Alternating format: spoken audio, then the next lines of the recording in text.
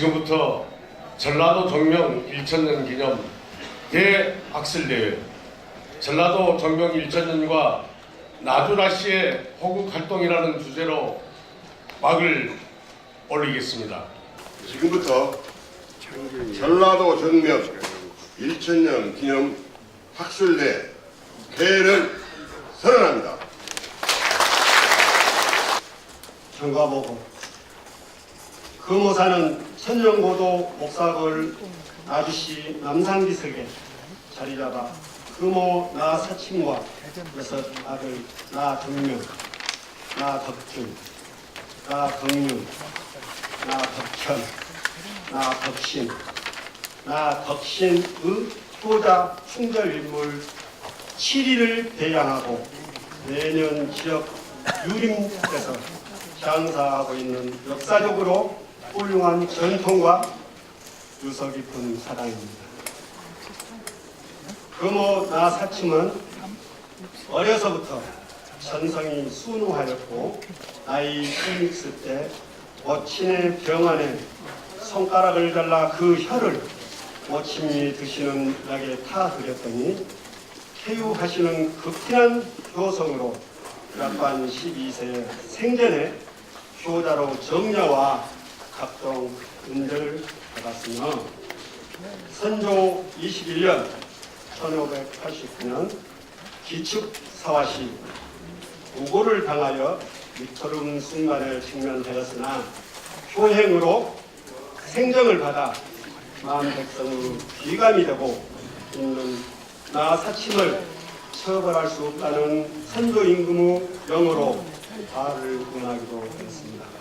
또한 이와 같은 7년의 충절과 효행 그리고 높은 흑덕으로 찬성공 자신을 포함한 4대에 걸쳐 7충 5효 4열과 3대의 8정포를 경추하여 영문가의 기틀을 마련하고 후대의 귀감이 되었을 뿐만 아니라 수백 년 동안 충효의 명문으로 국난의 위기 때마다 후국 대열에 앞장서온 충효의 모범이 되는 명문 가문으로서 수상받아 왔습니다. 소당 관리 중인 유물과 사후 건물, 고기록과 고문서 등 문화자원의 체계적이고 영속적인 관리와 보존을 인정받아 금년 2018년 3월 26일 나주시로부터 나주시 향토 문화유산으로 지정받았습니다. 또 금호 나사친과 6 아드님이 문헌과 충효가 기록된 한문 금호 유사를 한글 번역본으로 금년 2018년 양장 상하권으로 발간하였습니다. 그리고 우리 금호종 중에서는 여기에 만족치 않고 현 금호사의 건물과 문화자료 유지와 추가 문화자료를 발굴하여 도지정 지방문화재로 지정받고자 목표를 두고 저명한 문화재 전문가와 학계 교수들로 구성 연구토록 하고 학술대회를 계획하여 그동안 5회에 걸쳐 준비 모임을 가졌고 오늘 이 자리 학술대회를 가지게 되었습니다. 이상으로 경화선언을 마치겠습니다. 우리가 살고 있는 이 고장 나주에 전라도라는 이름이 붙여진 지 올해로 1000년이 됩니다. 우리 나주나시 금호 종중은 이와 같은 뜻깊은 해에 전라도 정명 1000년과 나주나시의 호국활동이라는 제목으로 학술대회를 계획하였습니다. 천년 고도 목사 고을 나주시에 자리잡은 금호사는 시조로부터 후 13세이신 금호공 나사친과 6 아들의 7위를 모시고 도내 살인 재형께서 배양하는 전통이 있는 사업입니다. 금호공께서는 어려서 천성이 순우 총명하시고 극진한 효성으로 병 안에 계신 모친에게 백약이 무효라 자기 손가락을 잘라 어린 나이에 16세 때 흐르는 피를 모친 드시는 약에 타들였더니 모친 병이 완쾌하셨습니다. 이 소식을 들은 임금께서는 약관 20에 생정폭포라고 살아있는 사람에게 효자문을 세우고 조세 구역을 면제하는 은전을 베푸셨습니다. 또 선조 21년 기축 옥사 시에는 무고를 당하여 아들들은 귀양을 갔으나 효행으로 생정을 받아 만 백성의 귀감이 되는 나사침을 처벌할 수 없다는 선조 임금의 명으로 화를 면하시기도 했습니다. 큰아들 덕명은 임진왜란시에 함경도 경성 귀양지에서 의병을 일으켜 외적을 경멸하고 포로가 된 임해군과 순하군 두 왕자와 대신들을 구출하는 충원을 세웠고 여섯째 아들 덕헌은 우리나라 사신으로 후금에 갔을 때 마침 왕 칸이 청이라는 국호로 본인을 태종 황제라 호칭토록 하고 조병국 사신들에게 분신의 예를 받으며 무릎을 꿇고 충성을 맹세하라고 강요하므로 갈비뼈가 부러지고 살이 찢어지는 고문에도 굴복하지 않았습니다. 후에 덕헌이 옛날 사신으로 갔을 때 그 충절이 인정되었고 나중에 왕의 특명으로 충렬이란 시호를 내리고 부조묘를 하사하셨습니다. 또 금호공의 딸은 임진왜란시 외적이 쳐들어오자 외놈들 밑에서 구차하게 살 수 없다 하여 옳게 하동정 씨와 두 사람이 치마끈으로 몸을 묶고 주룡강에 투신하여 입절하였습니다. 3대에 걸쳐서 이충, 이호, 사여러 명문가의 기틀을 마련하였고 후손들은 1723년에 조상님들의 정신과 전통을 오래 기리기 위해서 금호사를 짓고 거기에 돈의 유림들이 근 300여 년간 장사를 지내오고 있습니다. 우리 나치 금호 종중에서 오늘 학술대회를 갖는 이유가 이러한 훌륭한 조상님들이 우리 곁에 계신다. 또는 이런 훌륭한 조상님들을 정성스럽게 모셔야 한다. 단순히 이런 말을 하려고 모신 것은 아닙니다.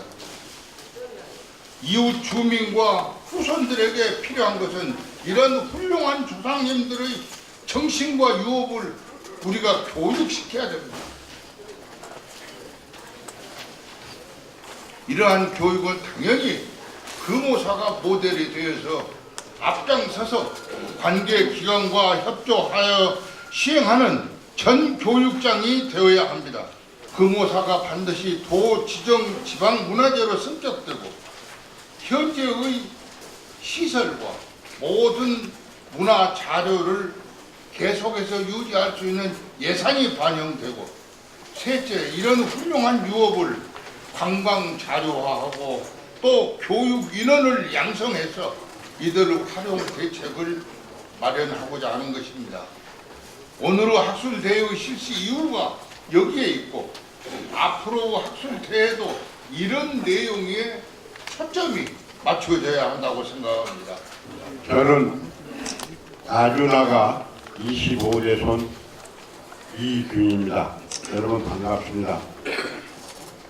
전라도 정명 1000년 기념학술대회, 그 전라도 정명 1000년 나주나시 후국활동 오늘 개최됨을 진심으로 환영을 합니다. 1000년이란 역사가 무게감이 주는 의미도 박하지만은 그 세월 동안 우리 나주나시가 나주를 본관으로 삼고 대대손손 살아오면서 남긴 자치가 나주의 역사가 되고 문화가 되어 왔다는 것을 생각하게 됩니다. 아주의 주인으로서 전라도 정신의 계승자로서 앞으로 전개될 새로운 천년이 주역이 되기 위해 더욱 노력을 열심히 살아 후손들에게 더욱 빛나는 역사를 안겨줘야 되겠습니다. 16세기 말 임진왜란을 겪으면서 온 몸을 던져 국나라를 해치우신 금호공 하침 할아버님과 그 6자식 6덕에 대한 역사적 도명을 우리 문중 인사들이 아닌 호남을 대표하는 훌륭한 역사학자들이 해주신다니 격한 감정을 어쩔까를 표현하기 힘듭니다. 대단히 고마운 일이고 앞으로 더욱 많은 연구가 이루어져 이런 기회가 많아지기를 간절히 바랍니다. 그렇게 보면은 살다 가신 조상님들 한 분 한 분이 모두 소중합니다. 그 중에서도 고려 국민왕 때 해도 원수로서 진포대첩을 이끄신 아세 장군, 구한말 20세기 초에 독립운동의 아버지로 불리는 나철 선사, 1919년 김이 독립 33인 마인혁 마정한 선생, 조선 식산은행에 폭탄을 투척한 가석규 열사, 독립운동가이면서도 최초의 영아인이며 아리랑을 작곡한 자홍규 선생, 독립운동가이며 최초의 여성 서양화가인 하혜석 선생, 많은 명과 조명이 되어 있지만 그의 수많은 분들의 조명을 받지 못하고 묻혀버리고 있습니다. 역사는 힘의 논리입니다. 어떻게 그 정신들이, 그 일가들이 노력하느냐에 따라서 달라집니다.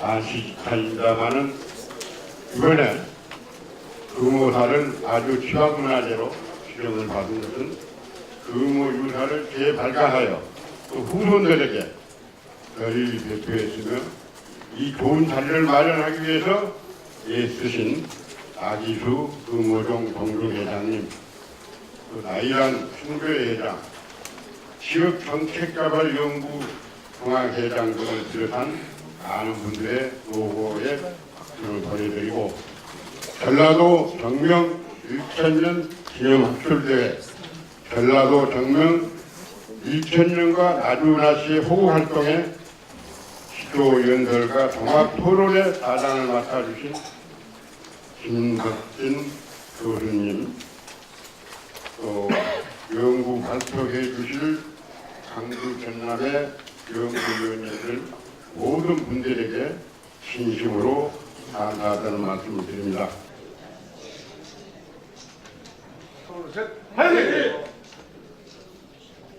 지난 10월 18일에 기념행사를 나주에서도 한 걸로 알고 있습니다.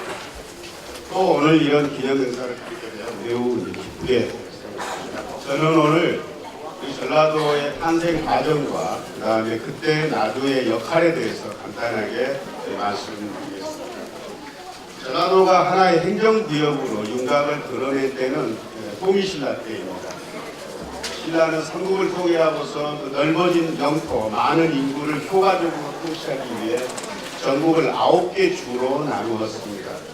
그 가운데 완산주, 치소를 전주에 두었고 41개의 군현을 다스렸습니다. 그러니까 그 영역은 지금의 전북 일원하고 충남의 금산, 원산 지역 일대에 해당하는 겁니다.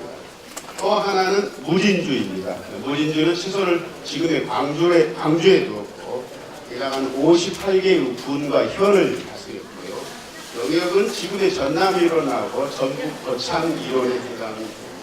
이 완산주와 무진주가 희대의 전라도의 모태가 되었다는 거죠. 그리고 그때 치소 역할을 했던 전주와 광주는 그 이후 그리고 지금에 이르기까지 전라도의 대표 도시로 존재하고 있습니다. 자, 오늘 가지고 있는 자료집 24쪽으로 넘어가 보시죠. 24쪽으로요.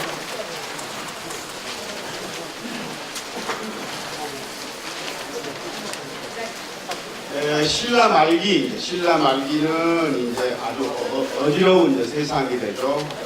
권투제도가 공개하고 호족 세력이 등장했기 때문이죠.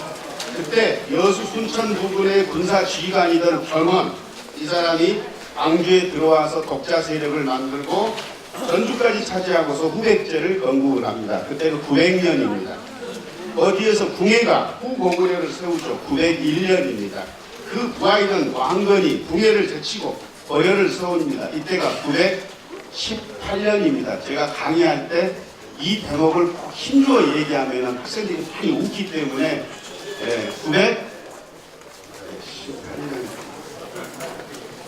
웃어주십시오. 이래하여 후삼국이 성립이 됩니다. 태조왕조는 후삼국을 통일하고 호족 세력의 반발에 막혀 지방기록 개혁을 이루어내지는 못합니다.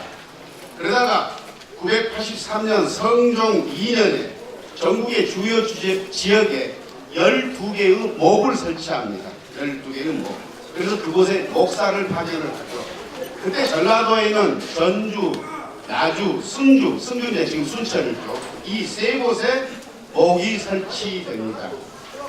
그래서 통일신라 때 구주 가운데 하나였던 무진주의 치소 광주 대신에 나주와 승주가 새로이 전라도의 대표 도시로 떠오르게 됩니다. 자, 이 12고구 설치로 이제 고려의 지방제도는 일신되었지만 광역행정구역, 아까 우리 좀 가신 도의원은 광역행정구역의 의원이죠. 광역행정구역이 없는 한계를 지니고 있죠. 하지만 이를 토대로 12년 뒤 995년 성종 14년에 전국을 10개의 도로 재편을 합니다. 이리하여 우리 역사에서 최초로 도라는 제도가 등장하게 됩니다. 그 10도 가운데 강남도와 해양도가 지금의 전라도 땅에 있었습니다. 자, 강남도는 52개의 주연을 관장을 했는데 지금의 전국 지역을 관할을 했습니다. 그 다음에 해양도는 나주를 비롯한 76개의 주연을 관장을 했는데요. 지금의 전남 지역을 관할한 셈입니다. 참고로 더해보면은 몇 개 정도 됩니까? 52개, 76개니까 한 130여 개 정도 되죠. 이게 조선시대가 되면은 한 55개 정도로 줄어들죠. 지금은 몇 개가 됩니까? 더 줄어들었죠. 그러니까 행정구역이 후대로 갈수록 더 넓어지고 있다. 이렇게 보면 될 것 같습니다. 자, 어쨌든 이를 보면 강남도와 해양도는 이름만 바뀌었을 뿐 통일신라 때의 완산주, 무진주와 영역에 있어서 거의 일치합니다. 그리고 강남도의 중심도시는 전주였고 해양도의 중심도시는 광주였습니다. 전주와 광주는 여전히 전라도 지역의 중심도시로서 역할을 다 하고 있습니다. 나중에 광주 이름이 해양이라는 이름으로 바뀐 적이 있습니다. 고려 때. 해양은 바로 바다의 북쪽이라는 뜻이죠. 지금 광주에 가면 해양 도시가스가 있습니다. 그 해양도 여기 있는 해양의 이름입니다. 강남은 강의 남쪽이 되겠죠. 그 강은 금강입니다. 그러니까 금강 남쪽을 강남도라고 하고 바다의 북쪽, 지금의 전라남도 지역을 해양도라고 했습니다. 이리 보면은 우리 지역은 광역 행정구역의 경계를 강이나 바다나 이렇게 나누었죠. 그런데 경상도를 보면은 영남도, 산남도 했듯이 산이나 고개를 기준으로 행정구역을 나누었습니다. 어찌 보면 아주 오래전부터 전라도 사람들과 경상도 사람들의 생리는 달랐는가도 모르겠습니다. 자, 그 다음에 이제 넘어가 보죠. 성종 다다음 왕이 현종인데 그때 이제 대대적으로 구련제도를 정비하게 됩니다. 아까 식전에 자막에 보였던 현종, 거란치기 때 나주로 파천에 오신 임금이 바로 지금 얘기하는 현종입니다. 이분은 전국을 5도와 양계로 재편을 하게 됩니다. 바로 그때 1018년, 이것도 좀 발음하기 어려운데, 한 번 더 웃어주십시오. 아이고, 정말. 그래서 저는 강의할 때 1018년 그렇게 얘기합니다. 1018년 현종 9년에 이 강남도와 해양도를 합쳐 새로이 전라도라고 이름을 짓습니다. 자, 이제 넘겨보시죠. 26쪽을 보시죠. 자, 그러면 여러분이 잘 아시다시피 전라도라는 이름은 어떻게 생긴 거냐? 전주의 전자와 나주의 나자를 한 글자씩 조합한 것입니다. 참고로 양광도 이것도 양주 광주를 합친 거고 경상도 경주 상주를 합친 겁니다. 그러니까 이제 지리적인 지명이 아니라 그러니까 산남도 영남도 이런 지리적인 지명이 아니라 지방까지 파견된 지역의 이름을 한 잔씩 가져오는 장명법이 되겠습니다. 자, 이런 전라도의 탄생은 여러 면에서 큰 의의가 있습니다. 제가 한 4가지 정도 제시해 봤습니다. 첫째, 전라도의 탄생은 고려와 끝까지 쌓은 후백지의 수도 전주 그리고 고려의 창업을 도운 나주가 전라도 대표 도시로 떠오르는 순간이 됩니다. 광주를 제치고 나주가 떠오른 것은 후삼국 통일에 대한 나주의 협력 그리고 나주어시 소생 해종의 즉위 그리고 현종이 목을 피해 나주로 피난을 가서 머물렀던 점 아마 이런 것들이 작용하지 않았을까 합니다. 두 번째, 양분된 지역의 통합시도는 전라라는 이름으로 더욱 빛나게 됩니다. 전라는 일단 문자 그대로 풀이하면 온전한 비단으로 해석이 됩니다. 이는 비단 가운데 최고 비단이라는 의미로도 해석이 됩니다. 비단은 금과 함께 최고 가치를 상징하기 때문에 전라도는 나라 안에서 가장 귀한 곳이었던 셈입니다. 실제 국가 경제에서 전라도의 세금이나 생산물이 차지하는 비중을 보면 알 수가 있고 또 국난 극복 때마다 전라도 사람들의 분투를 보아도 확인할 수 있습니다. 세 번째는 전라도의 탄생은 지금으로부터 1000년 전에 있었던 일이지만 기록상으로는 1000이라면 안 되죠. 1018년입니다. 네, 1018. 이는 오도 가운데 전라도가 가장 먼저 탄생했음을 증명합니다. 가장 먼저 탄생했다는 것은 그만큼 지역의 안정성이나 또 기반이 튼튼했다 이렇게 보면 되겠습니다. 참고로 전라도 다음으로 등장한 도는 거주도 지금 강원도인데요. 150년 뒤가 되고요. 그 다음에 양광도, 경상도 여기는 200년 뒤에 탄생을 하게 됩니다. 네 번째는 다른 도는 시대에 따라 많은 변화가 있게 됩니다. 이름과 영역에 있어서 그렇습니다. 그렇지만 전라도는 명칭과 영역에 있어서 거의 변화 없이 조선의 이름입니다. 자, 조선왕조는 전국을 다시 8도로 개편을 합니다. 5도 양계, 경기, 3원체제이던 고려의 행정체제를 도라는 이론체제로 바꾸게 됩니다. 그러면 왜 조선은 8자를 들고 나왔겠느냐? 크게 3가지로 생각할 수 있겠습니다. 첫째는 고려 때 8개였으니까 그대로 8개도 했을 것이다. 두 번째는 이성계의 한자, 2자에서 나오지 않았을까? 2자를 풀면은 18자. 이렇게 발음이 좀 그럽니다. 18자입니다. 그 다음에 세 번째는 주역에 8개에서 8을 가져오지 않았을까? 또 등등 여러 가지 해석은 가능하지만 알 수는 없습니다. 자, 그러면 나주는 어떤 역할을 했을까요? 자, 결혼은 이제 후백제 건국 이후 영역 확장을 위해 서남의 일대 공략에 나섭니다. 서남의 일대라는 말은 이제 지금의 영하, 매남, 이제 신안, 진도 이런 지역들이 하겠습니다. 반면에 이제 후고구려를 건국한 궁에는 후백제 배후를 견제하기 위해 나주 지역 공략에 나서죠.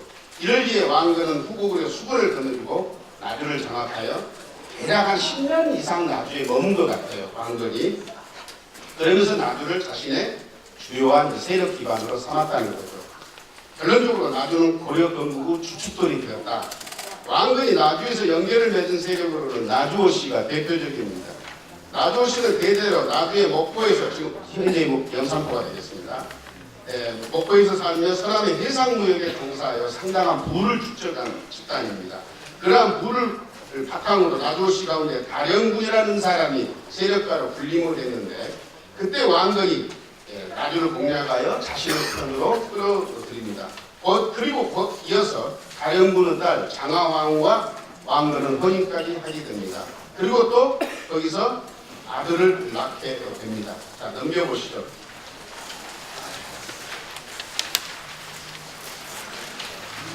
자, 왕건은 이제 나주오씨 세력과 긴밀한 연결을 맺고 나주를 그의 세력권 아래에 두었습니다. 그 힘을 바탕으로 918년에 대신들에게 왕으로 추대되고 왕에 오른 왕건은 국호를 고려라고 정한 후 나주 지역을 매우 중시 여깁니다. 뭘로 알 수 있느냐? 크게 2가지를 보면 알 수가 있습니다. 첫째는 왕건은 즉위하던 해에 장화왕후가 낳은 아들 무를 태자로 삼으려고 합니다. 그런데 반대파들이 반대를 합니다.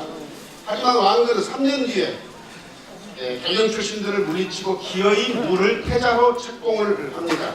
자, 아버지가 설거하자 태자는 고려의 제2대 국왕으로 즉위를 합니다. 나주호씨가 낳은 혜종이 왕조를 뒤를 이어 즉위할 수 있었던 것은 바로 즉위했기 때문에 나주는 고려시대의 의양으로 인식되었습니다. 두 번째는 이제 왕조는 918년에 전 시중 구진을 나주도 대행대 시중으로 삼습니다. 나주도란 나주 지역이라는 말이고 대행대란 지방을 감찰하는 큰 곳이다 이런 말이 되겠습니다. 따라서 나주도 대행대는 나주 지역에 설치되어 그곳에 대한 군사 민정을 고려 정부와는 별개로 독자적으로 수행하는 관부였습니다. 요즘말로 얘기하면 제2수도 이렇게 생각하시면 될 것 같습니다. 전라도 출신이 관직에 본격적으로 진출하기 시작한 때는 대략 제4대 국왕 광종의 즉위 이후부터입니다. 광종은 왕권을 강화하고자 강력한 개혁을 추진했던 국왕으로 널리 알려져 있습니다. 그는 대국공신을 비롯하여 개혁에 저촉되는 구세력을 과감히 숙청을 했고 또 시위군을 강화하고 과거제를 시행하여 신진 세력을 발탁을 합니다. 그 과정에서 중국 기화인과 함께 후백제계와 발해계의 인물들이 다수 중앙정계에 진출하게 됩니다. 말하자면 광종 후 개혁 정치를 계기로 옛 후백제적 출신의 인물들이 관직에 대폭 나아가게 되었다는 말이 되겠습니다. 이러한 활약에 힘입어 제6대 국왕 성종은 전국에 12목을 설치하면서 전라도의 전주, 나주, 순구 세 곳에 목을 두었습니다. 제8대 국왕 현종 때 거란이 침입했고 현종은 수많은 공격을 치르며 나주로 피난하여 9일 동안 머물면서 따뜻한 환대를 받았습니다. 우리 역사상 가장 원거리 국왕 피난에 해당되는 이 현종의 나주 피난은 나주에 대한 왕실의 두터운 신임 때문에 가능했던 일입니다. 그래서 현종은 그에 대한 보답으로 나주에서 팔관회를 개최하게 했습니다. 팔관회는 고려의 최대 국가 행사입니다. 두 번째는 나주의 흥룡사와 해룡사를 건립하게 합니다. 해룡사는 해종의 명복을 비는 사찰이고 해종사는 한자가 좀 다르죠. 해종사는 해종의 제사를 지내는 사당입니다. 죽은 임금을 위해 절과 사당을 건립하게 한 것은 유례가 없는 사례입니다. 이는 나주가 고려왕조 의양이라는 점을 다시 한번 확인시켜준 징표임에 분명해 보입니다. 이후 나주 사람들은 해종사에 해종의 조각상과 초상화를 모셔놓고 해종에 대한 제사를 지내왔습니다. 자, 세상이 바뀌어서 조선왕조가 들어서자 조선의 엘리트들은 이 사랑을 없애라고 합니다. 많은 제재를 가하죠. 대략 100년 이상 버티기에 들어갑니다. 그러다가 16세기에 가서야 마침내 나주 사람들은 해종에 대한 제사를 그만두게 됩니다. 이는 나주가 한 나라를 만들고 지탱한 곳이라는 나주 사람들 자긍심의 발로였다고 생각됩니다. 이 자긍심은 나주를 본관으로 하는 성씨가 매우 많다는 점을 통해서도 확인할 수 있을 것 같습니다. 나주나씨도 아마 그 가운데 하나입니다. 따라서 나주나씨 호국 활동을 알아보는 이 학술대회는 한 문중에 부담되지 않고 나주 전 지역에 해당되는 것이라는 점에서 의미가 있다고 생각합니다. 이상으로 제 강의를 마치겠습니다. 고맙습니다. 이어서 제1발표를 김만호 박사께서 16세기, 17세기 나주나씨 인물의 활동과 의미에 대해서 발표를 해주시겠습니다. 발표 시간은 20분입니다. 시간을 엄수해 주시기 바랍니다.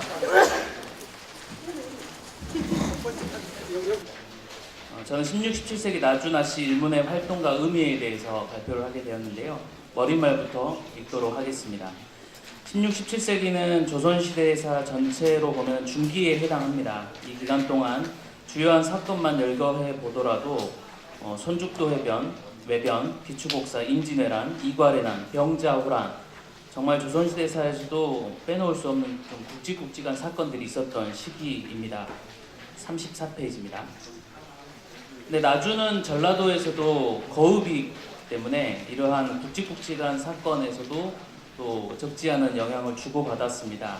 특히 정치적으로 볼 때 나주는 그 동인과 서인이 공존하고 있었기 때문에 동서 갈등 상황에서는 또 나주 지역에서 좀 이런 갈등들이 대표적으로 표출될 수 있었던 지역이라고 할 수가 있겠습니다.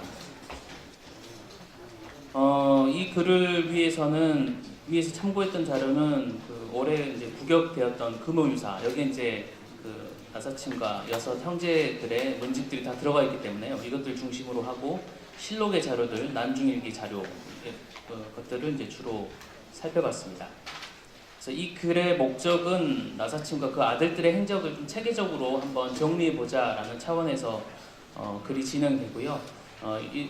이런 것들이 정리가 된다면 아마 16, 17세기 활동했던 나주나시 일문의 이제 위상이 제대로 좀 드러나지 않을까 하고 기대하고 있습니다. 35페이지 2장입니다. 나주 지역사회와 나사침의 생애 부분입니다. 이 장에서는 16세기 나주 지역사회 분위기하고 또 나사침의 생애와 활동을 살펴보려고 합니다. 전통적으로 나주 양반 성씨하면 오양, 인박, 유나, 홍정을 뽑고 있습니다. 성관으로 보면 나주오, 제주양, 나주와 평택임, 또 반남박, 문화유, 나주와 금성나, 풍산홍, 나주정 이렇게 되어 있는데요. 그 나주 지역에선 생원 진사 합격자나 문과 합격자를 기준으로 다시 또 보더라도 나주 나시는 대표적인 이 지역의 명문 가문으로 확인이 됩니다. 36페이지입니다. 잘 아시겠지만 선조가 집권하면서 사림들이 이제 동서 분당을 하게 되죠. 대체로 이들은 특정 지역별로, 황맥별로 다른 정치색을 보이고 있습니다. 그리고 이들이 이제 향촌 사회 내에서는 조금씩 갈등을 하게 되는데요. 학술적으로는 이러한 갈등 양상을 향전이라고 부르고 있습니다. 근데 호남 지역은 좀 다른 정치색을 가진 세력들이 공존하고 있는데 그 중에서도 나주는 또 동인계와 서인계가 공존하고 있었다. 그래서 나중에 동서 갈등에서는 또 호남 서림의 갈등 양상이 나주 지역에서 잘 드러난다라고 할 수 있겠습니다. 나주에서 동인계 세력하고 이제 서인계 세력으로 나눠볼 수 있는데 동인계는 최부로 시작해서 나질, 또 아들 나사친, 그리고 그 아들들로 연결되고요. 또 다른 동인계 인물로는 또 정계청을 들 수 있습니다. 또 이 정계청의 제자들이 또 이제 그 나덕명 형제들이니까요. 또 같이 연결이 됩니다. 나주 지역의 서인계 대표적인 인물로는 이제 김천일이라든지 홍천경이라든지 그다음에 박순을 들 수 있을 것 같은데요. 나주 지역에서 향전의 핵심이 되는 것은 바로 이제 경연서원을 둘러싼 누가 원장을 하는지 여기에 대해서 이제 갈등 양상이 두드러졌습니다. 그리고 당연히 이제 나주의 대표적인 가문이었던 나주나시도 여기에 깊이 관여됩니다. 두 번째 이제 나사침의 생애와 주요 활동을 설명드리겠습니다. 나주 지역 동인계를 대표하는 인물로 평가받는 인물이 바로 이제 나사침 어르신인데요. 오늘 발표에서는 좀 존칭을 좀 생략하겠습니다. 좀 널리 이해합니다. 나사침의 경우에는 자는 중부고 호는 금호입니다. 나질의 아들이고요. 어머니는 금남 최부의 딸 탐진 최씨입니다. 그러니까 나사침은 최부의 외손자가 되는 거죠. 또 나사침은 또 이종형이 바로 그 유명한 미암 유이춘입니다. 그래서 나중에 원고에 보시면 자세하게 이제 유이춘과의 관계에 대해서 알 수 있으십니다. 나사침은 그 파평윤 씨 딸과 부인과 또 그 광주정 씨 부인 두 부인을 하는데요. 그 가게도 보시면 알겠지만 총 6아들을 둡니다. 네, 앞에 셋째가 이제 첫 번째 부인에서 얻은 아들이고요. 셋째, 넷째, 다섯째, 여섯째 아들은 두 번째 부인에게서 얻은 아들입니다. 나사침은 그 당대 이미 그 개회사에서 여러 번 축사 때도 반복됐지만 이미 효자로 널리 알려져 있었습니다. 그래서 선조 때에도 유의를 천거하라라고 할 때 효자로서 천거된 인물이 바로 나사침입니다. 그게 실록에 나와 있습니다. 39쪽입니다. 그리고 이러한 나사침의 효행은 광해군 때 간행된 동국신속 3강 행실도에도 사침단지라고 해서 나사침이 손가락을 잘라서 어머니 병을 치료했다. 이런 내용이 나오고 있습니다. 40페이지입니다. 나사침과 정계청, 또 정계청에게 배운 아들들의 인연은 바로 1577년에 시작되는데요. 나사침이 나주 대안동, 그러니까 지금 나주 동신대 인근으로 여겨지는데 이쪽에 이제 서재를 세우고 정계청을 모셔와서 나사침의 아들들이 다 이제 정계청의 제자가 됩니다. 또 이때 이런 그 인연으로 인해서 나중에 이제 기축옥사 때는 또 피해를 크게 보고 또 정계청의 제자였던 나덕명 형제들은 또 다시 스승의 신원 운동을 열심히 하게 됩니다. 나사침의 경우 대표적인 관력이 미산현감으로 나오는데요. 이때 또 정치를 잘 하여서 청덕 거삽이라고 하는 소위 말하는 이제 선정비를 지역에서 세워줄 정도가 됩니다. 그리고 관계상으로 보면 유희춘하고 특히 막역하게 지냈던 것 같은데요. 특히 이제 나사침의 아들 나덕명이 아팠을 때 그 동의보감으로 유명한 허준과 상의해가지고 아들 치료하는 그런 상담도 같이 하게 됩니다. 그리고 또 유희춘이 이제 나사침 여기저기 돌아다닐 때 여러 가지 편지를 먼저 보내줘가지고 편의를 많이 봐주기도 합니다. 그리고 유희춘과 나사침은 또 최보 선생님 문집을 또 간행하는데 같이 힘을 합치게 됩니다. 그리고 나사침과 관련해서 중요한 사건이 바로 이제 정해외변인데요. 손죽도 외변이라고 부르는데 이때 그 전라 감사가 한준이라는 인물이었는데 한준이 손죽도 외변을 수습하기 위해서 여기저기 돌아다니다가 나주에 오게 됩니다. 그때 이제 나사침이 둘째 아들 덕준하고 셋째 아들 덕윤을 보내서 전라 감사하고 함께 외변을 막는 계책을 마련해라 라고 이때 또 힘을 쓰게 됩니다. 나사침과 관련해서 마지막으로 말씀드릴 건 이제 금양서원 건립인데요. 금양서원은 지금 우리가 알고 있는 경연서원의 이제 전신입니다. 그래서 이 금양서원 건립을 이제 당시 나주 목사였던 김성일과 함께 해가지고요 건립하게 되고 나중에 이제 아들들이나 첫째 아들하고 넷째 아들은 또 경연서원의 원장을 역임하게 됩니다. 그런데 이제 그래도 이제 잘 나가던 나씨 가문에 큰 위기가 찾아오는데 그게 바로 이제 기축옥사입니다. 잘 아실 거라고 생각하는데요. 기축옥사가 터지면서 나씨 일문에 좀 큰 위기가 처해지고 또 이 호남의 유생이었던 정암수 등이 상소문을 올리는데 그때 이제 나사침하고 아들들의 이름이 올라가면서 이제 이들이 다 이제 유배를 가게 되고요. 대부분 다 함경도 쪽으로 떠나게 됩니다. 근데 이때 나사침은 효자기 때문에 유배에서 면하게 됩니다. 그 정도로 당대에서는 효행으로는 좀 널리 알려졌던 인물이 나사침 어르신 같습니다. 44페이지 3장으로 넘어가겠습니다. 앞에서 언급한 것처럼 나사침은 6명의 아들을 두었습니다. 아들의 이제 이름자 가운데 자가 덕덕자가 들어갔기 때문에 모든 문헌들에 보면은 육덕 형제들 혹은 육룡 형제들이라고 많이 기록이 되어 있습니다. 지금부터는 첫 번째 아들부터 여섯 번째 아들까지 빠른 속도로 쭉쭉쭉 설명드리겠습니다. 45페이지 보시면 나사침은 나질의 셋째 아들이고요. 6아들을 두었습니다. 첫째 아들은 나덕명이고요. 역시 정계청 문화에서 수학을 하였고 1579년에 진사시에 합격을 합니다. 그런데 이제 기축옥사에 연루돼서 함경도 경성으로 유배 가게 되는데요. 유배 가서 가만히 있었던 게 아니라 당시 이제 임진왜란이 터져서 그 함경도 회령에서 국경인이라고 하는 사람이 반란을 일으켜서 두 왕자를 사로잡아 버리는데 그때 이 왕자를 구출하는 여러 의병 활동들이 일어났는데 그 중에서 이제 정문부 복간대첩피로 유명한 정문부의 의병 활동에 같이 참여를 하게 됩니다. 그리고 나중에는 정유자란이 터졌을 때는 이 나주 지역에서 그 임환과 함께 또 이순신을 찾아갑니다. 그게 또 난중일기에 기록이 되어 있습니다. 다음 47페이지 둘째 아들입니다. 나덕준은 자아가 돼지고 호는 금암이고요. 유희춘은 또 정계청 밑에서 공부를 하였고요. 또 역시 정열입의 옥사에 연루돼서 또 부령으로 흥경도 부령으로 갔다가 이제 해배됩니다. 그리고 정유재란 시기에는 또 정계청의 동생과 함께 이순신을 찾아가게 되는데요. 호남저리록을 보니까 그냥 찾아간 게 아니라 당시 이제 이순신이 목포 고화도에서 수군 재건하고 있었는데 그때 이제 병량미 확보에 좀 애를 타고 있었는데 그때 또 병량미를 상당수 보내주는 또 지원을 하게 됩니다.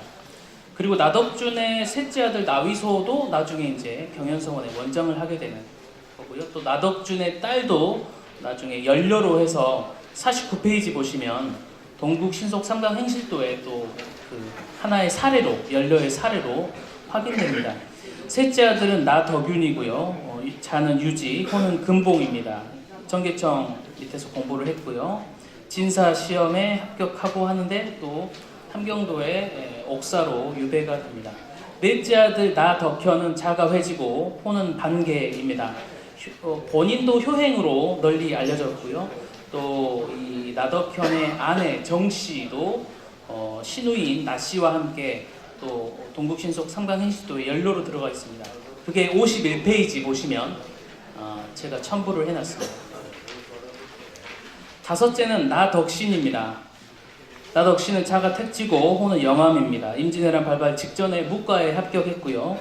정유재란 때는 이순신과 함께 노량해전에 참전을 했습니다. 그것이 호남저리록에 기록되어 있습니다. 53페이지에 사료에서 확인하실 수 있습니다. 나사침의 막내 아들 나덕헌에 대해서는요, 이 다음 발표자인 송기중 선생님께서 발표해 주시기 때문에 중복을 피하기 위해서 생략하도록 하겠습니다. 55페이지입니다. 임난 이후에 나덕면 형제들은 주로 이제 스승이었던 정계청 신원에 크게 힘을 쓰는데요. 그래서 첫째였던 나덕면, 둘째 나덕준, 셋째 나덕윤, 넷째 나덕현까지 해서 차례대로 스승의 신원을 상소를 올리고 결국 1625년에 정계청이 관작이 회복됩니다. 어떤 스승에 대한 그런 그 신원 활동에 크게 공헌을 한 셈이죠. 자, 그러면 56종 매진말을 읽고 발표를 마치겠습니다. 지금까지 외병과 외란식에 활동했던 나사친과 아들들에 대해서 살펴봤습니다. 이 나씨 일부는 대표적인 동인계 인물로서 여러 가지 국가적 위기 상황에서 활동을 많이 했고요. 그러한 공을 인정받아서 지금 이충신, 이효자, 사연려가 배출된 팔정려 집안으로 지역에서 널리 알려져 있습니다. 이러한 그 16, 17세기 나주 나씨의 활동들은 오늘날 살아가는 우리에게 좀 큰 울림을 주는 것 같습니다. 그래서 여러 가지 이제 그 가족 문제들도 있고, 뭐 부모 부양 문제라든지 형제들 간의 갈등 문제가 있지만 여기에 대해서 가장 좀 참고할 사례로 찾아볼 수 있는 게 나주나씨 일문 같습니다. 그런 관점에서 볼 때 조금 아쉬운 부분들, 뭐 금오사 문제라든지 삼강문 문제라든지 이런 문제들을 조금 더 관심을 갖고 한다면 후손들에게 또 지역 사회에 또 많은 참고가 되는 좀 자료가 되지 않을까 생각됩니다. 네, 이상 발표 마치겠습니다. 감사합니다. 첫 번째 발표자인 김만호 박사께서 나사침의 생애, 또 나사침의 아들인 이 나덕명 형제들의 호국 활동에 대한 발표를 들었습니다. 이어서 두 번째 발표로 송기중 박사께서 나덕헌의 출신사와 삼도 통호사 활동에 대해서 발표가 있겠습니다. 안녕하세요. 저는 충남대에서 간사 교수를 하고 있는 송기중이라고 합니다. 우선 이렇게 영광스러운 자리에 저를 초대해 주셔서 정말로 감사드립니다. 인사드리겠습니다. 제가 나덕헌 선생의 그 출신사와 통호사 활동에 대해서 발표를 하겠습니다. 발표는 주로 제 발표문에 있는 주요 대목을 읽는 방식으로 발표를 진행하도록 하겠습니다. 발표를 시작하도록 하겠습니다. 이 땅에는 수많은 우국지사가 있지만 그 중에서도 돋보이는 인물이 있는데 장암 나덕헌 선생도 그중 한 분이십니다. 남도의 큰 인물 중 하나인 이제 황윤석도 선생을 충무공 이순신과 비견될 만한 인물로 평가하고 있습니다. 하지만 이러한 세인들의 평가에도 불구하고 그에 대한 연구 성과는 그렇게 많은 편이 아닙니다. 본 연구에서는 이러한 점에 초점을 맞추어서 나덕헌 선생의 생애와 그리고 그의 그 춘신사 활동과 그리고 통호사 활동에 대해서 살펴보도록 하겠습니다. 이를 위해서 본 연구에서는 특별히 선생의 문집에 실려있는 북행일기와 통호용록을 활용하고자 합니다.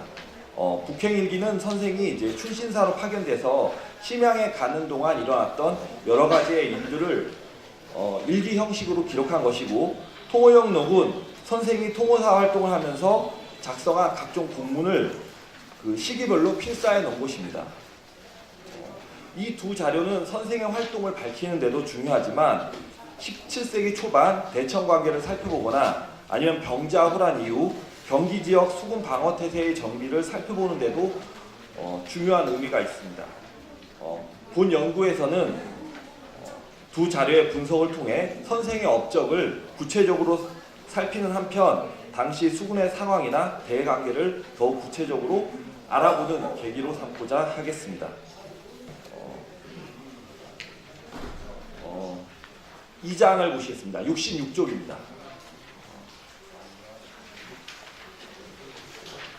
나주 나씨 가문이 역사적으로 이름을 드러낸 것은 13세 손인 나사침 때라고 할 수 있습니다.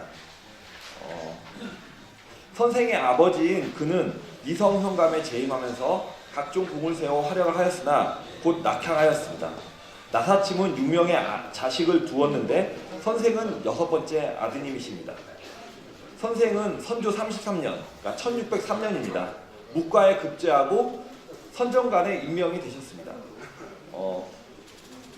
선정관은 그 서반승지라고도 불리면서 청유직으로 분류되는 관직입니다.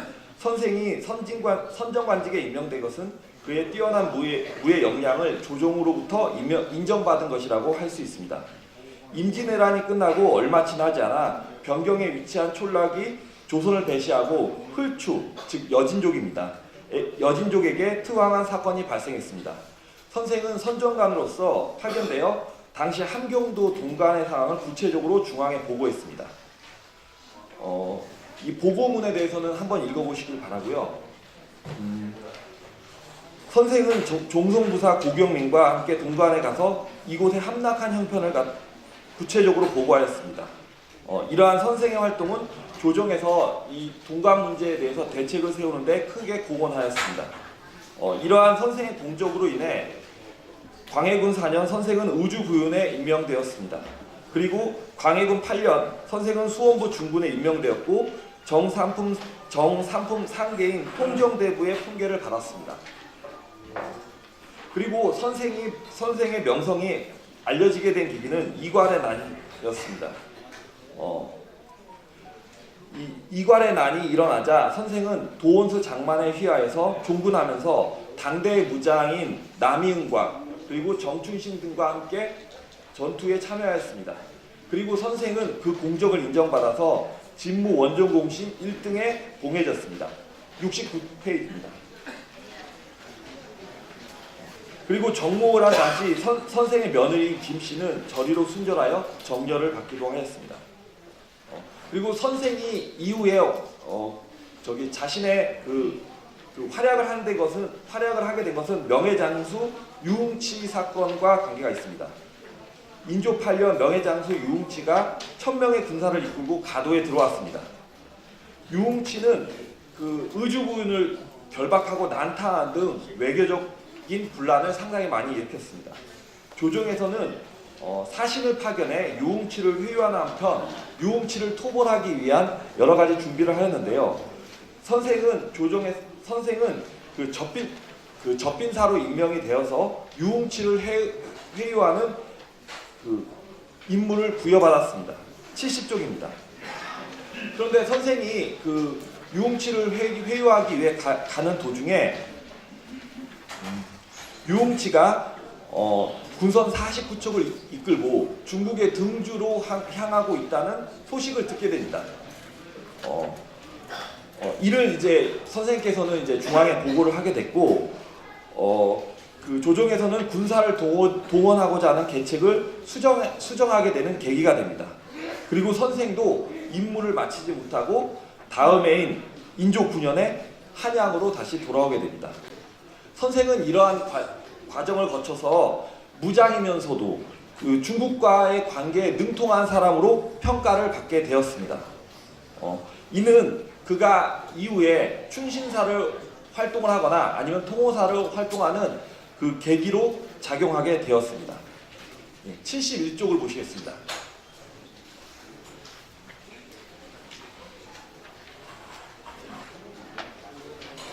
72쪽을 보시겠습니다. 선생이 그 춘신사로 후금의 수도인 심양으로 간 것은 인조 14년, 즉 1636년이었습니다. 그런데 이때 선생은 이제 평양, 순안, 숙천, 안주, 가산, 정주, 용천 등을 거쳐서 사하부에 이르는 여정을 하게 됩니다. 그리고 4월 2일 날 홍타이지를 만나게 됩니다. 이때 후금은 조선이 정문연에 맺은 화약을 어겼는지에 대해서 의심을 품고 있었습니다. 용골 때는 그 조선에 대해서 지속적으로 협박을 합니다. 72쪽에 있는 본문을 잠시 한번 읽어보겠습니다. 용골대가 하는 말입니다. 정묘년에 맹약을 할 때 도병, 여기서 도병은 이제 가도의 군사를 의미합니다. 도병이 육지에 올라오는 것을 금지했습니다. 지금 한인이 수시로 육지에 나오는데 귀국에서 금지하지 않을 뿐 아니라 분양민까지 공부하고 있으니 이것이 바로 맹약을 어긴 단서가 아닙니까? 이렇게 용골대가 물어봅니다. 사실 이 질문은 뭐냐면 용골대가 조선에게 이 정묘호란 당시에 맺은 화약을 깬 책임이 조선에 있다는 것을 용골대가 강조한 것입니다. 그에 대해 선생은 이렇게 답변합니다. 맹약을 한 뒤에 한인이 다 돌아갔습니다. 선천과 철선 사이에서도 한족들이 왕래를 하고 있다고는 하지만 천족, 즉 명과 우리나라는 부자 간의 의리를 맺고 있어 이를 금지하라고 하는 것은 매우 불가능입니다. 질 좋은 물건을 교육하는 것은 두 나라 간의 편의를 위한 것으로 우리나라만 유독 싫다고 피하면서 따르지 않을 수 없는 것입니다. 이 선생의 답변은 어떤 의미가 있냐면 그러니까 정묘화약을 깨려고 하는 것이 아니고 지금 한족과 우리나라가 교류를 하는 것은 교유일 뿐이다 라고 답변을 한 것입니다. 하지만 이러한 인기응변에도 불구하고 용골대는 사신의 답을 믿지 못하겠다 라고 하면서 불신을 드러냅니다. 73쪽 마지막 단락을 보시겠습니다. 이러한 갈등은 홍타이지가 교례를 행하면서 극대화됩니다. 이 교례는 황제나 군주가 성 밖에 나가서 교제, 제사를 지내는 것입니다. 홍타이지는 조선의 사신들도 이 교례에 참석하라고 명령을 합니다. 이에 대해서 선생은 우리 사신이 금나라에 한두 번 온 것도 아닌데 이후에 교례를 참석하라는 예는 없었다라고 대답하면서 참석을 거부하기에 이릅니다. 선생의 완곡한 거부에도 불구하고 후금 측의 입장은 강경했습니다.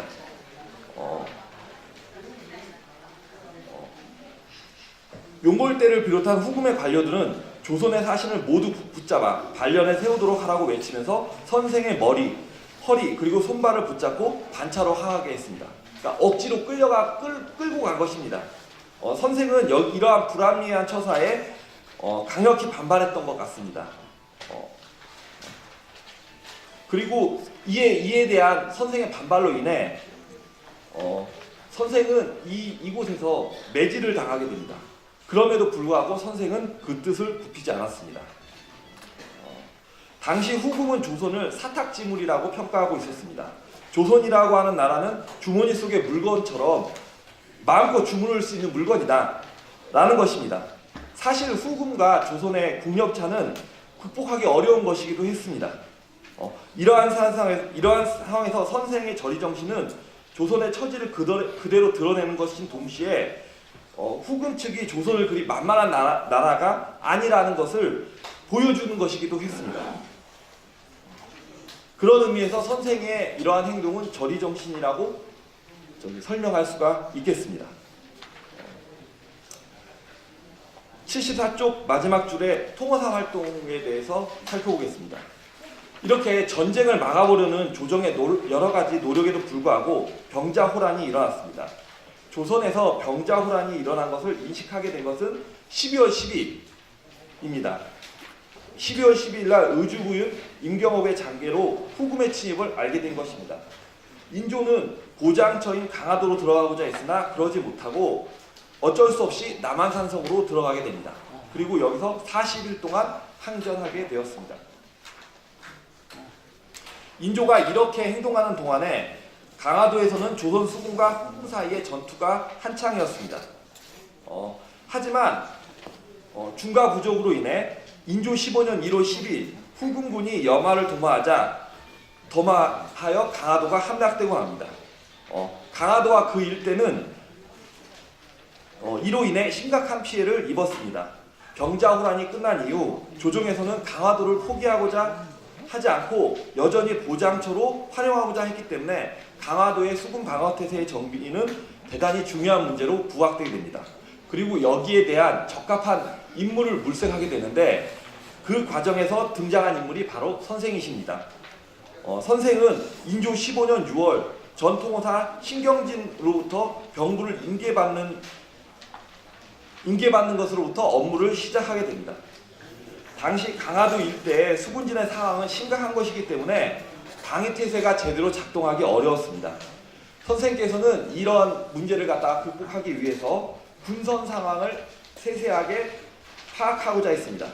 그림 19에 보면 이 전선 그림이 있는데요. 이 전선은 그 이순신이 활용하던 배였습니다. 우리가 그 속된 말로 우리가 이순신이 신에게는 12척의 배가 있습니다 라고 하는 유명한 명언이 있지 않습니까? 그 명언에서 말하는 12척의 배가 바로 전선 12척을 의미한다고 할 수가 있겠습니다. 그런데 당시 군선의 상황, 그러니까 이 전선의 상황은 그리 좋지 못했습니다. 그래서 선생께서 처음에 먼저 하신 일이 뭐냐면 전선을 어떻게 건조할 것이냐에 대한 문제입니다. 선생께서는 전라도와 경상도의 솜씨 좋은 장인들을 모아서 군선을 건조하겠다고 하였습니다. 그리고 이 전선을 건조하기 위해서는 목재가 필요한데 이 목재는 충청도 태안의 안면곳에서 구하겠다라고 중앙에 보고하고 있는 모습을 발견할 수 있습니다.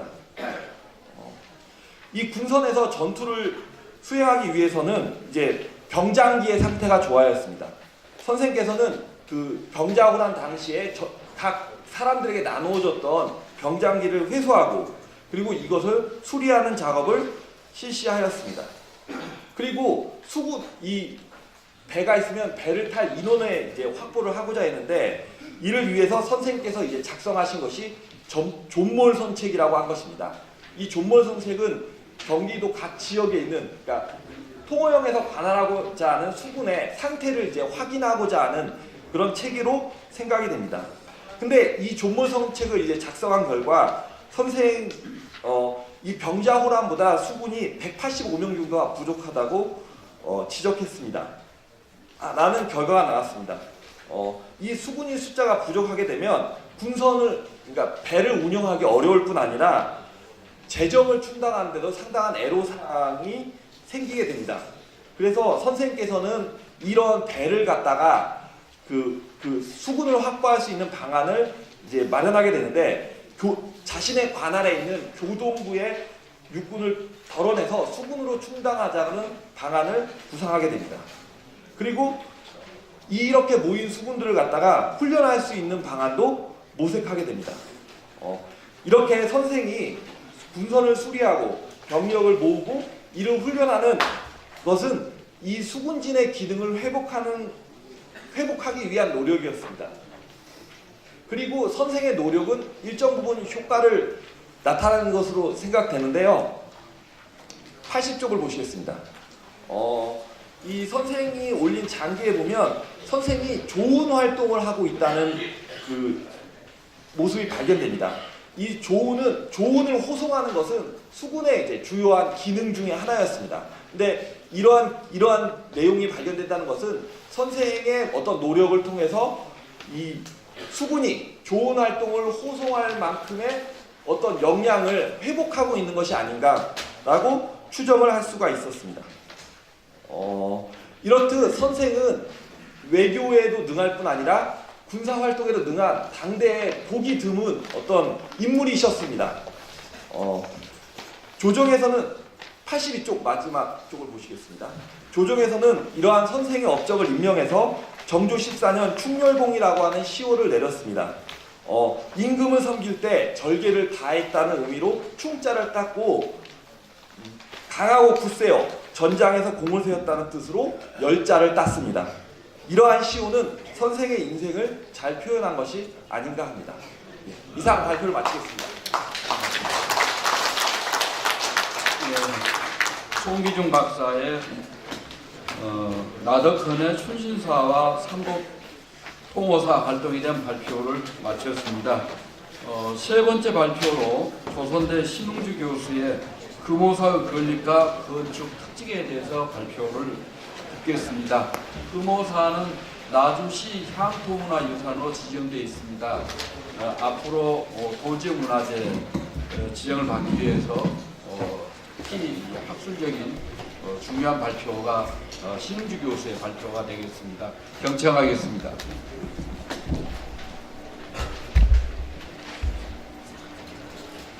네, 인사드리겠습니다. 조선대학교 건축학부의 신웅주라고 합니다. 반갑습니다. 저는 발표 방식이 좀 다른 것 같습니다. 일단 건축 부분이기 때문에 여러분들께 사진 자료를 좀 보여드리도록 하겠습니다. 그리고 앞서 발표자분들께서 시간 단축을 많이 하셨습니다. 여러분들 많이 기다리셨죠? 이제 조금 남았습니다. 제가 발표를 아주 짧게 하고요. 나머지는 종합토론 시간에 더 이어서 얘기를 하는 걸로 하고 종합토론을 마치고 이제 여러분들께서 좀 자유로운 몸이 되실 것 같습니다. 제가 발표를 빠른 시간 내에 여러분들한테 그림을 좀 보여드리면서 빨리 서두르도록 하겠습니다. 예, 저는 이 금호사의 건립과 건축 특징에 대해서 발표를 드리겠습니다. 남내동입니다. 그리고 위치상으로는 바로 아래쪽에 있습니다. 금호사 여러분들 잘 아시죠? 이 금호사에 대해서 발표를 드리도록 하겠습니다. 금호사는 현재 현존하는 건물들은 연역이 그렇게 길진 않습니다. 그렇지만 관련 인물들의 이력은 16세기에 해당됩니다. 상당히 이제 많은 연역을 가지고 있죠. 특히 후손들께서 건립하신 금호회관에 다양한 전적과 그 문서들이 아직까지 잘 보관되어 있습니다. 그리고 인접한 곳에는 나주 나씨 삼강문과 연계하여서 유교 문화의 다양성을 보고 듣고 체험할 수 있는 요건을 잘 갖추고 있습니다. 그리고 경내에는 금호사, 그리고 부조묘, 나덕헌 선생의 부조묘, 그리고 유연당 등이 사후건축으로서 면모를 잘 갖추고 있습니다.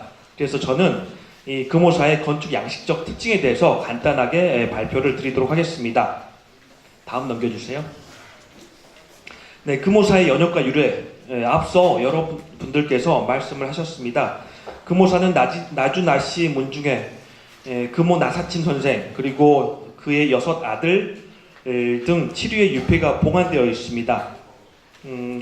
이곳은 처음 이것부터 자리를 잡았던 건 아니고 1702년도에 최초 건립 논의가 되어서 나사침의 유패를 봉안하기 위해서 논의가 되었습니다. 그리고 1723년도에 나주 대안동에 동신대학교 근처라고 생각하시면 됩니다. 나주 대안동 쪽에 건립을 하였으나 그 이듬해 회철이 되어버렸습니다. 그리고 1789년도에 1차 복설이 있었는데 나주 반남면 대안리에 충효사로 건립되었고 1868년도에 다시 회철이 되었습니다. 서원철평으로 회철이 되었죠. 그리고 1920년도 현 남내동에 금호사라는 명칭으로 문중사회의 면모를 갖춰서 다시 정립이 되었습니다. 금호사의 배치에 대해서 간단하게 설명을 드리겠습니다. 금호사는 여러 건물들이 있습니다. 외산문, 내산문, 신실, 강당, 부조묘 이런 것들이 있는데 앞선 사진입니다. 항공사진 좀 보여주실래요? 제가 다음 화면 넘겨주세요. 네, 유연당, 금호사, 부조묘, 금호회관 이렇게 북서 방향으로 자리를 잡고 있습니다. 금호사는 중앙에 있는 이 사당, 금호사라고 하는 사당이 영역이 가장 중심이 되는 공간이고 그 위쪽에는 부조묘가 있습니다. 부조묘, 이 부조묘는 뭐냐면 불천이 제례를 드릴 수 있는 사당이란 뜻입니다. 이 불천이 제례는 아주 특별한 분들께만 내려졌던 특권으로 나주 나씨의 부조묘 같은 경우에는 그 불천이 제례를 드릴 수 있는 사당으로 현재까지 보존되어 있습니다. 이 공간들은 높이가 낮은 담장으로 둘러싸여 있습니다. 그리고 이들 담장을 영역으로 그 바깥하고 통하는 외 산문이 있습니다. 그리고 최근에 또 건물이 하나 추가되었죠. 그건 좀 더 뒤에서 설명드리겠습니다. 먼저 건물 하나하나씩 이제 설명을 드리겠습니다. 그 앞서서 제가 사진을 한 장 찾았는데 다음 넘겨주세요. 1948년도 사진입니다. 잘 보이지는 않습니다. 아주 오래전 미군이 찍은 사진이라서 좀 흐릿한데 이 부분이 금오사랍니다. 그래서 잘 보이지는 않지만요. 1920년경 당시에 조성되었던 금오사를 비롯하여서 부조묘 건물들이 아주 희미하게 남아 관찰이 됩니다. 먼저 금오사부터 설명드리겠습니다. 다음 넘겨주세요.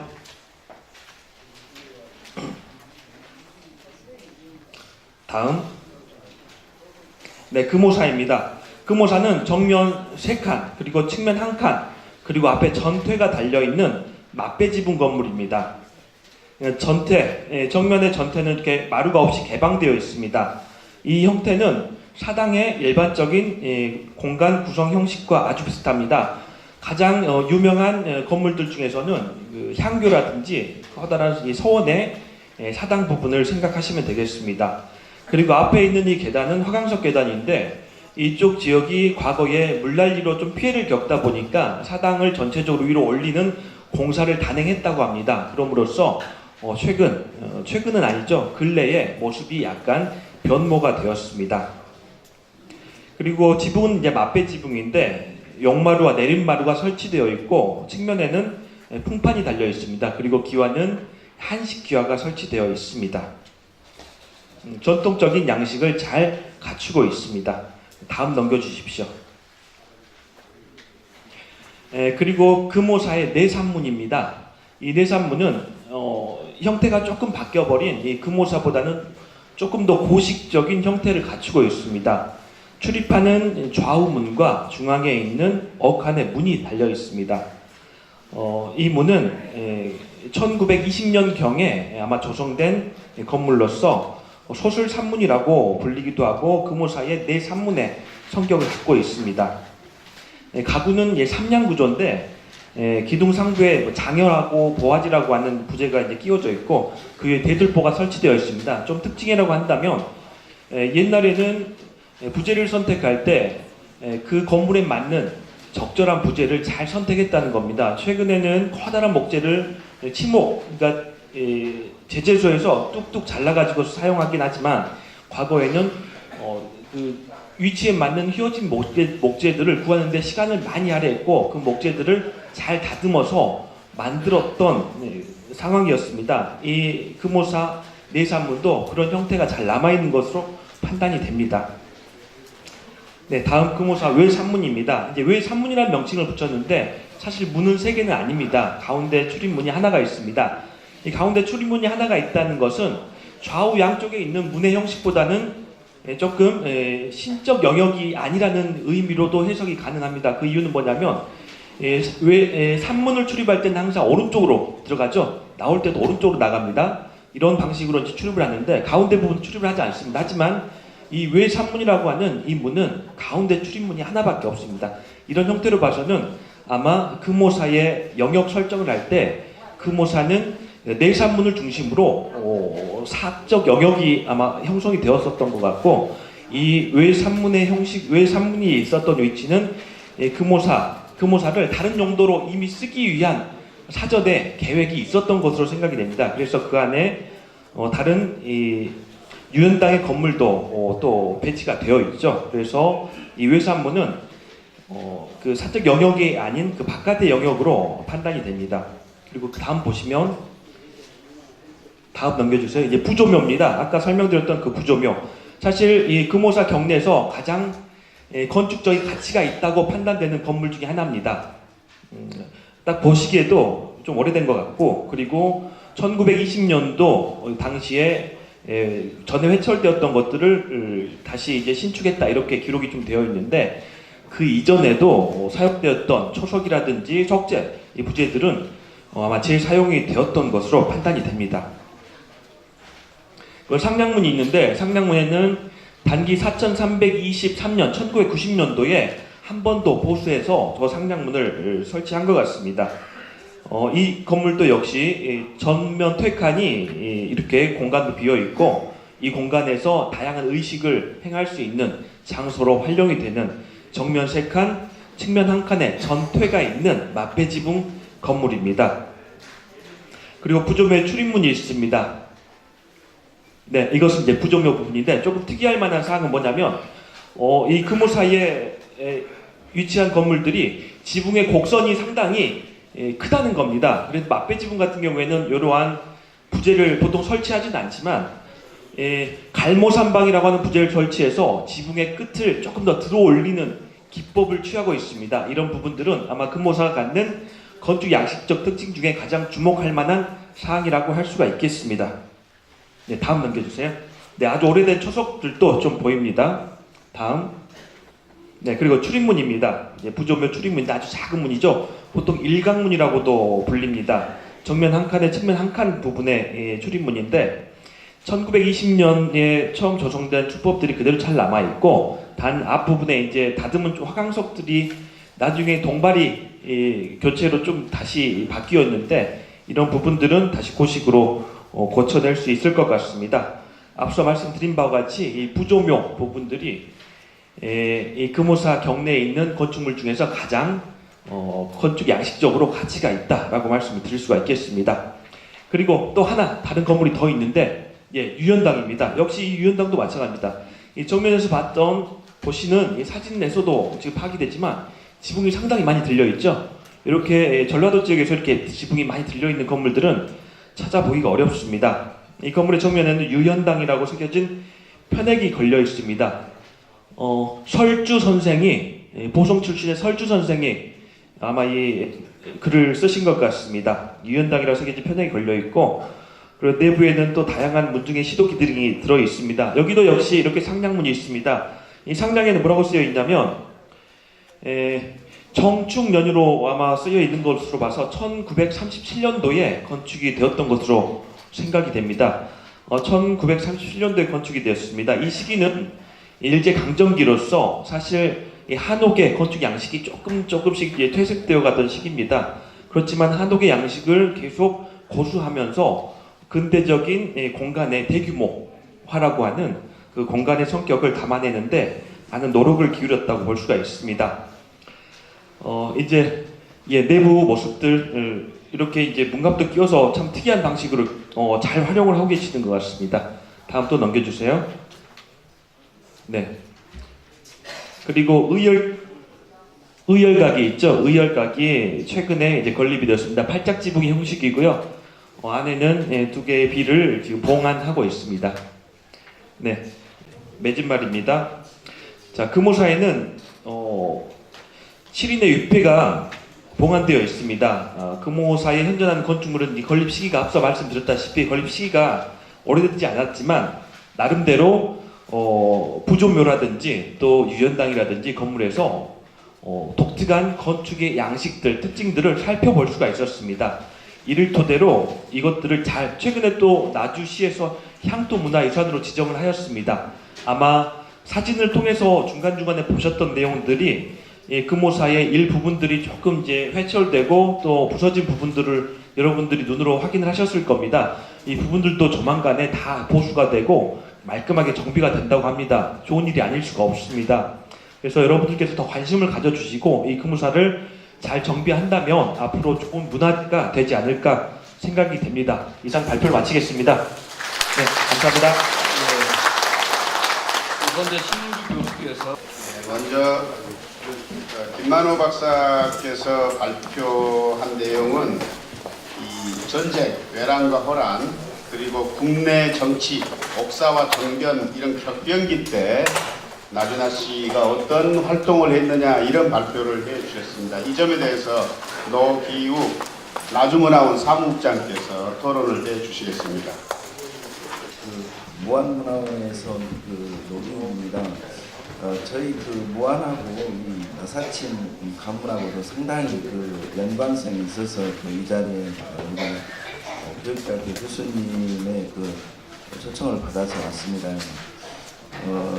그 1번으로 발표하신 이 발표자의 글은 현재 제가 토론문에 이렇게 명기를 했습니다. 그런데 사실 그 나주 나시들이 가장 하고 싶은 것은 현재 도지정 문화재로 가는 길목에 있는 것 같아요. 그런데 여기에서 그 가장 중요한 그 대목인 그 도지정 문화재를 하기 위해서 이 건축으로는 부족한 부분을 어떻게 채워야 될 것인가라는 그 논지들이 전혀 전개되지 못하고 있는 것 같아요. 예를 들면 그 비지정 그 문화재가 그 안에 들어있는데 이런 비지정 문화재에 대한 조목들이 쉽게 말하면 문집은 어떤 것이 있고 그 내용은 뭐고 그래서 중요도가 뭔데 라고 해서 나중에 나온 그 건축 토론하고 이어져야 될 텐데 이런 점들이 아쉽다라는 생각이 들었습니다. 그래서 몇 가지 그 토론자로서 그 명기된 내용들을 얘기를 하는데 실제 이제 우리 김만호 발표자께서는 이 도록에 나와 있는 특히 그 광해군 때 나와 있는 이런 삼광행실도를 이렇게 모본을 했는데 굉장히 귀중한 자료를 이렇게 명기하고 있어요. 근데 최근에 그 교육청에서 역사문화 지도를 만들고 있습니다. 그래서 실제 광해군 때도 이런 것들이 이루어졌는데 그 우리 시교육청이라든가 이런 데다가 3학년 2학기 교과서에 이런 나사침의 이야기들을 더 열거할 수 있는 방안들을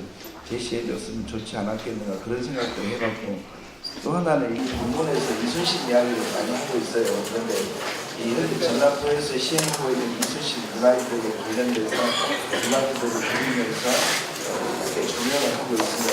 이렇게 맞춰서 이런 것들이 그 제시가 됐더라면 좋았지 않겠는가 이런 생각을 해보고 특히 그 무양서원이라든가 우리 주변에 있었던 뭐 금남 최부 선생하고도 연관이 있고 또 미암 유친하고도 연관이 있고 그래서 이 자산서원, 무양서원, 미암박물관, 또 노부담, 동현서원 이런 것과 같이 연계해서 이 글을 전개했더라면 보다 더 앞으로 그 차후에 이루어진 작업들이 좋지 않겠는가 그런 생각들이 들었습니다. 그래서 이런 복원 사례는 그 우리 지역에도 참 많이 있습니다. 아까 여기서 뭐 첫머리에 그 나철이 잠깐 언급이 됐는데 그 나철 같은 경우도 호국인물로 해서 보훈처 돈으로 해서 보성에 가면 한 30억 이상을 들여서 아주 잘 이렇게 복원을 해놨습니다. 그래서 이런 것들도 참고했으면 좋겠고 전체적인 거 우리 발표자님한테 한번 들어보도록 하겠습니다. 발표는 우선 나주나시 일본 활동을 그래도 이제 처음으로 제대로 좀 체계적으로 정리한 글이다 보니까 여러 가지 이제 노기욱 박사님의 이제 처음이니까 훨씬 더 잘했으면 좋겠다 이런 기대감이 크신 것 같습니다. 이게 발표문이 이제 완결된 글이 아니기 때문에 추후에 더 말씀하신 그 토론문에 있는 내용들을 제가 많이 좀 보충하는 식으로 해서 더 좋은 글로 완성을 짓도록 하겠습니다. 토론 감사합니다. 아까 광해군 때 나온 동국 신속 삼강행실도 같은 그런 요즘 말로 얘기하면 일종의 이야기책입니다. 이야기책. 요거는 이제 우리 이제 초등 교육 과정에 보면은 3학년 사회가 지역의 역사, 지역의 자연 이런 것에 관한 겁니다. 그러니까 그런 것은 저도 한번 관심을 가져보도록 하겠습니다. 또 하나 이제 변명 같은 변명입니다만 사실은 저희들의 이 행사 준비가 좀 짧았습니다. 그래서 아무래도 발표문을 작성하는데 좀 더 시간이 많았으면 더 좋은 보고가 되지 않았을까 이런 아쉬움은 있지만 부족한 점은 이제 이 글을 잘 다듬어서 나중에 이제 책자로 내도록 할 테니까 오늘 좋은 토론 해주시기 고맙겠습니다. 자, 이어서 송기중 박사 발표는 그 17세기에 이제 그 활동했던 어느 한 분만이 이제 고찰을 했죠. 대체로 외교관의 활동을 했죠. 당시 국교가 수립되지 않은 외교관입니다. 요즘 말로 얘기하면 무슨 박지원, 뭐 이우락 같은 역할을 하신 분이죠. 국교가 수립되지 않은 나라의 외교관으로 가서 활동했던 케이스고, 그다음에 상도 수군 통호사는 요즘 말로 얘기하면 이순신급에 해당하는 자리입니다. 그러니까 삼도 수군 통제사는 이순신이고 나중에 생겼지만 통호사는 그에 비교되는 그런 그 직책에 해당됩니다. 그래서 오랜만에 여러분들이 들어보지 못한 그런 내용을 발표한 것 같습니다. 자, 토론은 우리 순천대 이욱 교수께서 해주시겠습니다. 순천대 이육입니다. 사실 이렇게 나덕헌 선생처럼 널리 알려지지 않은 어떤 분을 이렇게 처음으로 연구한다는 게 굉장히 어려운 일이고, 그렇기 때문에 춘신사라든가 이렇게 삼도 토고사와 같은 특징적인 업적, 그리고 이를테면 무장이자 외교관이라고 하는, 그러니까 장암 선생을 무장이자 외교관이라고 특징을 짓고 그것을 중심으로 검토해 나가는 것은 상당히 요령 있는 방법이었다라고 생각합니다. 근데 이제 아무래도 우리 김덕진 교수님께서도 말씀하셨지만 시간이 부족했기 때문에 이를테면 춘신사와 삼도 토고사의 활동을 조금 더 이제 구체적으로 접근을 해서 밝혀주시면 나중에 책으로 나오면 상당히 의미가 있겠다 생각을 합니다. 먼저 춘신사 활동이라고 하는 게 아까 말씀하셨던 것처럼 상당히 어려운, 어떻게 보면 약소국 외교관으로서 어떠한 자세를 취해야 할 것인가에 대한 좀 진짜 나름대로 고민이 필요하지 않나 싶었습니다. 무작정 용골대라든가 홍타이제 이렇게 자신만의 입장을 주장하는, 또는 조선만의 입장을 주장하는 것이 외교관으로서의 적절한 처신이었을지, 만약에 적절한 처신이었다면 어떠한 측면에서 그랬던 것인지 조금 더 설명이 필요하지 않을까 싶었고요. 그 다음에 통호사 같은 경우도 이게 이제 일단 제목 자체가 병자호란의 극복이라고 했는데 그건 좀 오해의 여지가 있어서, 병자호란의 피해를 극복하는 과정에서 통호사 말고 통제사, 즉 다른 수군에서는 어떠한 피해 복구 사업을 했는데 통호사로서의 장암 선생은 어떻게 했다, 이렇게 비교가 되어야 장암 선생의 역할이나 능력이 훨씬 더 가치가 있을 텐데, 그런 측면이 없이 그냥 이렇게 했기 때문에 훌륭하다라고 평가해 버리는 것은 좀 아전인수적인 해석으로 보이기 때문에 조금 다른 상황하고 좀 비교를 해서 하는 게 어떨까 싶습니다. 그리고 이제 어쨌든 사실 선조대 이후에 나주나 씨의 어떤 정치적인 입장이 상당히 곤란한 상황인데, 그래도 그 와중에도 어떻게 보면 병자호란 이후에 이렇게 어떻게 보면 중요한 역할을 하시고 또 시호까지 받으셔서 불처리까지 되시고 그런 분이기 때문에 좀 더 이제 좀 폭넓게 앞으로 시간이 남아서 이제 앞으로 책으로 만들 때 좀 더 구체적인 내용을 많이 좀 밝혀주셨으면 하는 기대하는 말로 토론을 대신하겠습니다. 고맙습니다. 송 박사님. 토론 감사드립니다. 사실 이게 약소국의 외교관으로서 적국에 간다는 것 자체가 굉장히 어려운 일입니다. 그리고 거기서 어떻게 처신을 하느냐가 굉장히 외교 관계에 중요한 영향을 미치기 때문에 특히 신중할 수가 없었는데, 제 생각에서는 나덕헌 선생이 두 가지를 생각하지 않았을까 싶어요. 첫 번째는 청해, 그러니까 후금의 입장을 갖다가 잘 따라주면서 고분고분하는 방안, 그런 게 하나가 있고, 두 번째는 후금의 입장을 이제 거역하면서 조선의 입장을 내세우는 그런 방안 두 가지가 있다고 생각하는데, 이게 인조 한 14년쯤 넘어가게 되면 사실 제가 생각할 때 병자호란이 곧 일어나는 것은 거의 기정사실화되는 거라고 생각을 합니다. 그런 상황 속에서 청의 입장을 따라준다는 것은 사실 제가 생각할 때는 외교적인 태도로서는 그게 적절하지는 않은 것 같아요. 그래서 그런 면에서 봤을 때 선생이 어떤 이러한 강경한 입장을 표한 것은 굉장히 적절했다고 생각을 하고요. 두 번째 질문에 대해서 말씀을 드리면 통제사는 통영에 있습니다. 그러니까 경상도 통영에 있어서 사실 그렇게 병자호란에 따라 피해를 입지 않았어요. 근데 이 통호영은 이제 강화도 교동에 있습니다. 그래서 여기는 이제 북쪽이기 때문에 직접적으로 전장이 됐던 곳이고, 그리고 또 강화도라고 하는 곳이 굉장히 조선에서는 중요한 곳이거든요. 그래서 국방상으로 봤을 때, 그래서 왕이 이제 유사시가 되면 강화도로 들어가는 게 이제 기본적인 상황인데, 그런 상황에서 통호사 사실 이 강화도를 갖다가 복구하는 일은 굉장히 중요한 일이었다고 저는 생각을 합니다. 그래서 어떤 이 선생의 어떤 이 활동은 그런 그러니까 강화도 자체의 방어 태세를 갖다가 완비하는 것뿐 아니라 조선 전체의 이제 방어 태세를 갖다가 정비하는 데도 중요한 역할을 했다라고 하고 생각을 하고 있습니다. 그리고 제목 공부 좀 고치겠습니다. 예, 고맙습니다. 박수 한번 쳐주시죠. 참고로 이 춘신사 문제는 우리 학교에서 지금 오늘 처음 거론된 것 같아요. 예, 그러니까 뜻깊은 연구입니다. 그리고 이제 불천이 같은 경우도 사실은 현재 나주에 뭐 제가 정확히 좀 현황 파악은 못했습니다만은 현재 나주에 불천이가 그리 많지 않을 겁니다. 예, 남아있는 불천이가. 그러니까 잘 이렇게 관리하고 이어나가면 좋은 역사 소재가 되지 않을까 생각이 듭니다.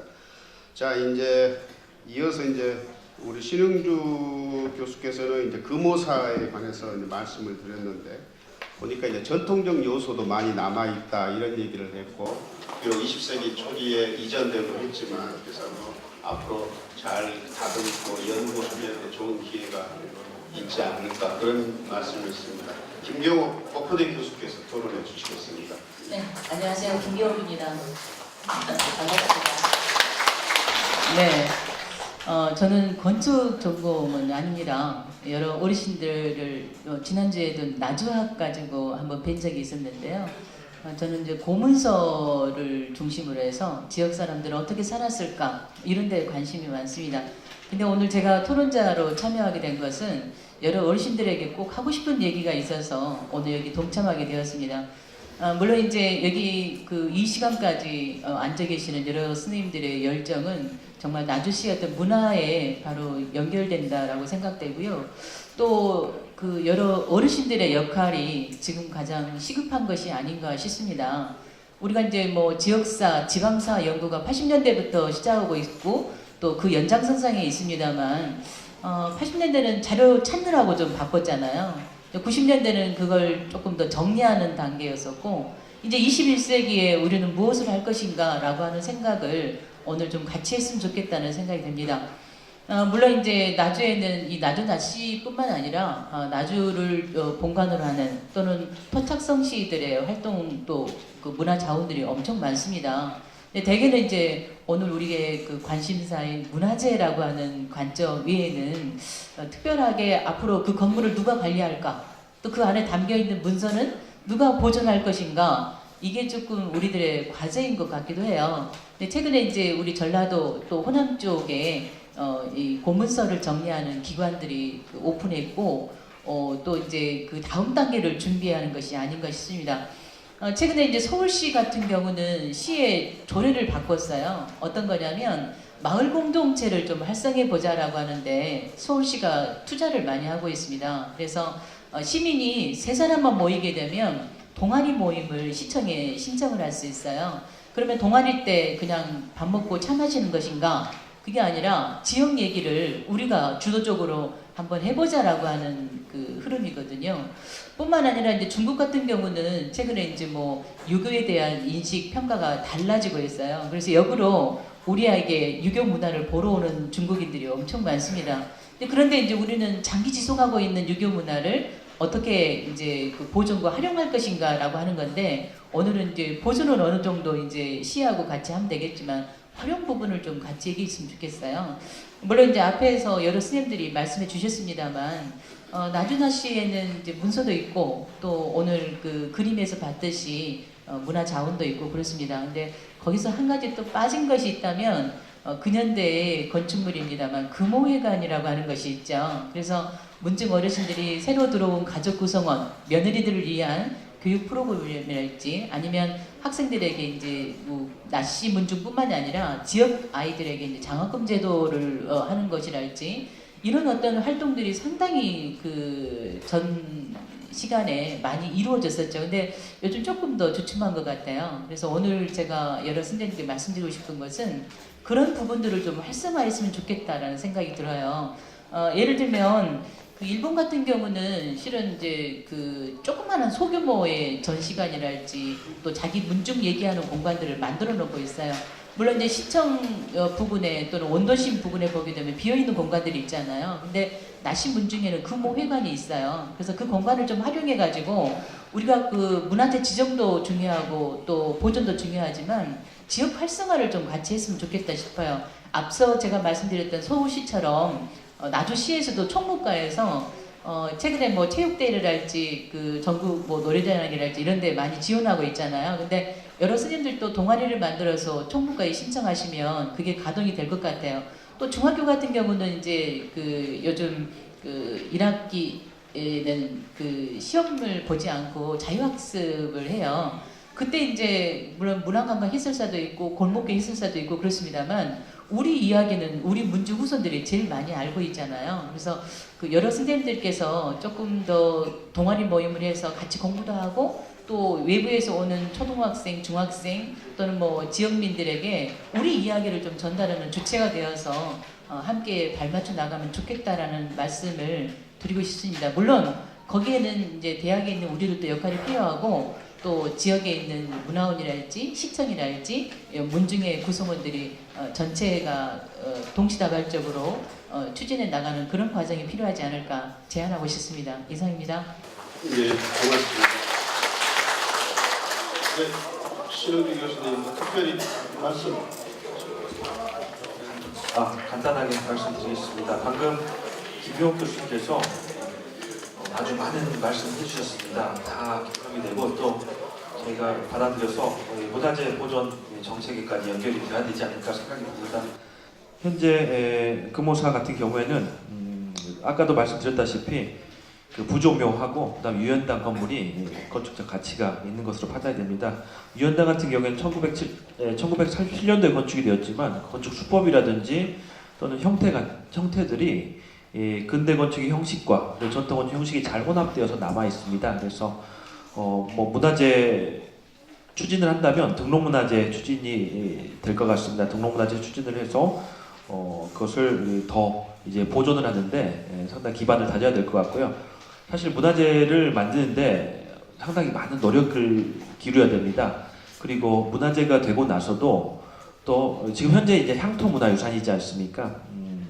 이런 얘기가 있죠. 우는 아이 떡 하나 더 준다고요. 문화재 행정에서 제가 한 10여 년간 겪어본 바로는 관에 계속 관심을 가지고 또 연락을 하고 또 신경을 써서 계속 갖고 와야지만이 이게 계속 보존이 잘 된다는 것을 많이 깨달았습니다. 그래서 금호사도 마찬가지입니다. 현재 조금 이제 부서진 부분도 있고 또 고쳐야 될 부분도 있고 하지만요. 이제 향토문화유산으로 다행히 이번에 지정이 되어서 얼마간의 그 예산을 지원받아서 앞으로 고쳐질 것 같습니다. 하지만 더 다음 단계를 도약하기 위해서는 이제 지정문화재가 되어야 되거든요. 그걸 위해서는 앞서 김경 교수님께서 말씀하셨던 것 같이 다양한 문서들이 있습니다. 이 문서를 전부 다 이제 오픈을 시켜야 되겠죠. 오픈시켜서 문화재를 지정하는데 인물, 그 다음에 뭐 자료 여러 가지 것들이 필요합니다. 건축적 가치는 그 다음 문제고요. 여러 가지 그 요소들이 잘 조합이 돼야지만이 지정문화재로 지정을 받을 수가 있기 때문에 여러분들의 관심과 노력이 앞으로도 좀 더 필요할 것 같습니다. 네, 이상입니다. 네, 고맙습니다. 하여간 톡톡 튀는 아이디어 그리고 지속적인 관심 뭐 이렇게 해석이 되겠습니다. 그러면 이제 이어서 나주나씨 이사님이신 나기용님께서 토론을 해주시는데 말씀하실 때 어떤 분에게 뭘 묻겠다 이렇게 해주시면 고맙겠습니다. 저는 금호 할아버지 손이지만 서포공파 27세 나기용입니다. 현재 서포 종중의 그 회장직을 맡고 있고요. 오늘 여기 사실은 전문가님들하고 제가 토의 대상은 아니지만 금호 유사를 발견하는데 제가 사실은 책임을 맡았다 보니까 여기에 발달이 된 것 같습니다. 그래서 몇 가지만 하는 과정에서 상당히 공부들이 많았었는데 두 가지만 제가 우리 김만호 박사님께 문의를 드리고 싶습니다. 하나는 우리 금호공께서 생전에 정례를 받으셨지 않습니까? 그런데 전라남도라든가 또는 우리나라에 생전에 정례를 받으신 문중 연예인도 되는지 궁금했고요. 또 한 가지는 역시 우리 그 문중에 3대 할아버지, 아버지, 손자 3대의 정렬을 8분이 받으셨지 않습니까? 그런데 그 문헌을 번역하다 보니까 고대 중국에서는 이런 것이 있을 수 있으나 우리나라는 없다라고 내가 그렇게 이제 그런 그 문헌을 어디서 봤거든요. 그런데 그게 사실인지 우리나라에도 그렇게 짧은 대에 3대에 무려 8분이나 정렬 임금으로부터 정렬을 받은 그런 가문이 있는지 궁금해서 우리 김 박사님께 질문을 드리겠습니다. 예, 고맙습니다. 예, 좀 어려운 질문인데요. 이제 갑자기 질문을 주셔가지고 뭐 몇 명 있다 이렇게 숫자를 말씀드리기가 제 역량이 안 되지만 여튼 생정년은 많이 보지는 않았던 것 같고요. 그리고 3대 8정년 이것도 뭐 몇 집안이냐 이러면 제가 이제 대답하기가 좀 곤란합니다. 근데 이것도 이제 없진 않지만 뭐 다른 지역에서도 있긴 합니다. 근데 이제 정확하게 뭐 몇 집안 어디냐 이렇게 하면 말씀드리기 좀 어려울 것 같고 여튼 그 오늘 학술대는 조금 뭐 생정녀 부분도 그렇고 3대 8정녀 부분도 보면은 나름대로 이제 역량이 있는 집안이었지만 생각보다 조금 늦게 조명된 감이 없지 않습니다. 그러니까 이런 것 특징점들, 장점들을 좀 잘 살려가지고 더 활용하면 좋겠다 이런 말씀 드리면서 대답은 못 드리겠지만 네. 대답을 대신하겠습니다. 예. 예, 감사합니다. 우리 저희들도 공부를 꽤 한 편입니다만은 이렇게 생전 정려나 이렇게 3대 8 정려 이런 케이스는 그렇게 보기는 어렵습니다. 그러나 이제 한번 정확히 좀 찾아서 글에다가 좀 명시하는 것도 우리가 얘기하는 비교 우위를 차지하는 데 있어서는 아주 좋은 얘기일 것 같습니다. 아주 좋은 질문 고맙습니다. 그럼 이제 마지막으로 우리 한중문화교류원 중앙회장이신 강원군님께서 토론해 주시겠습니다.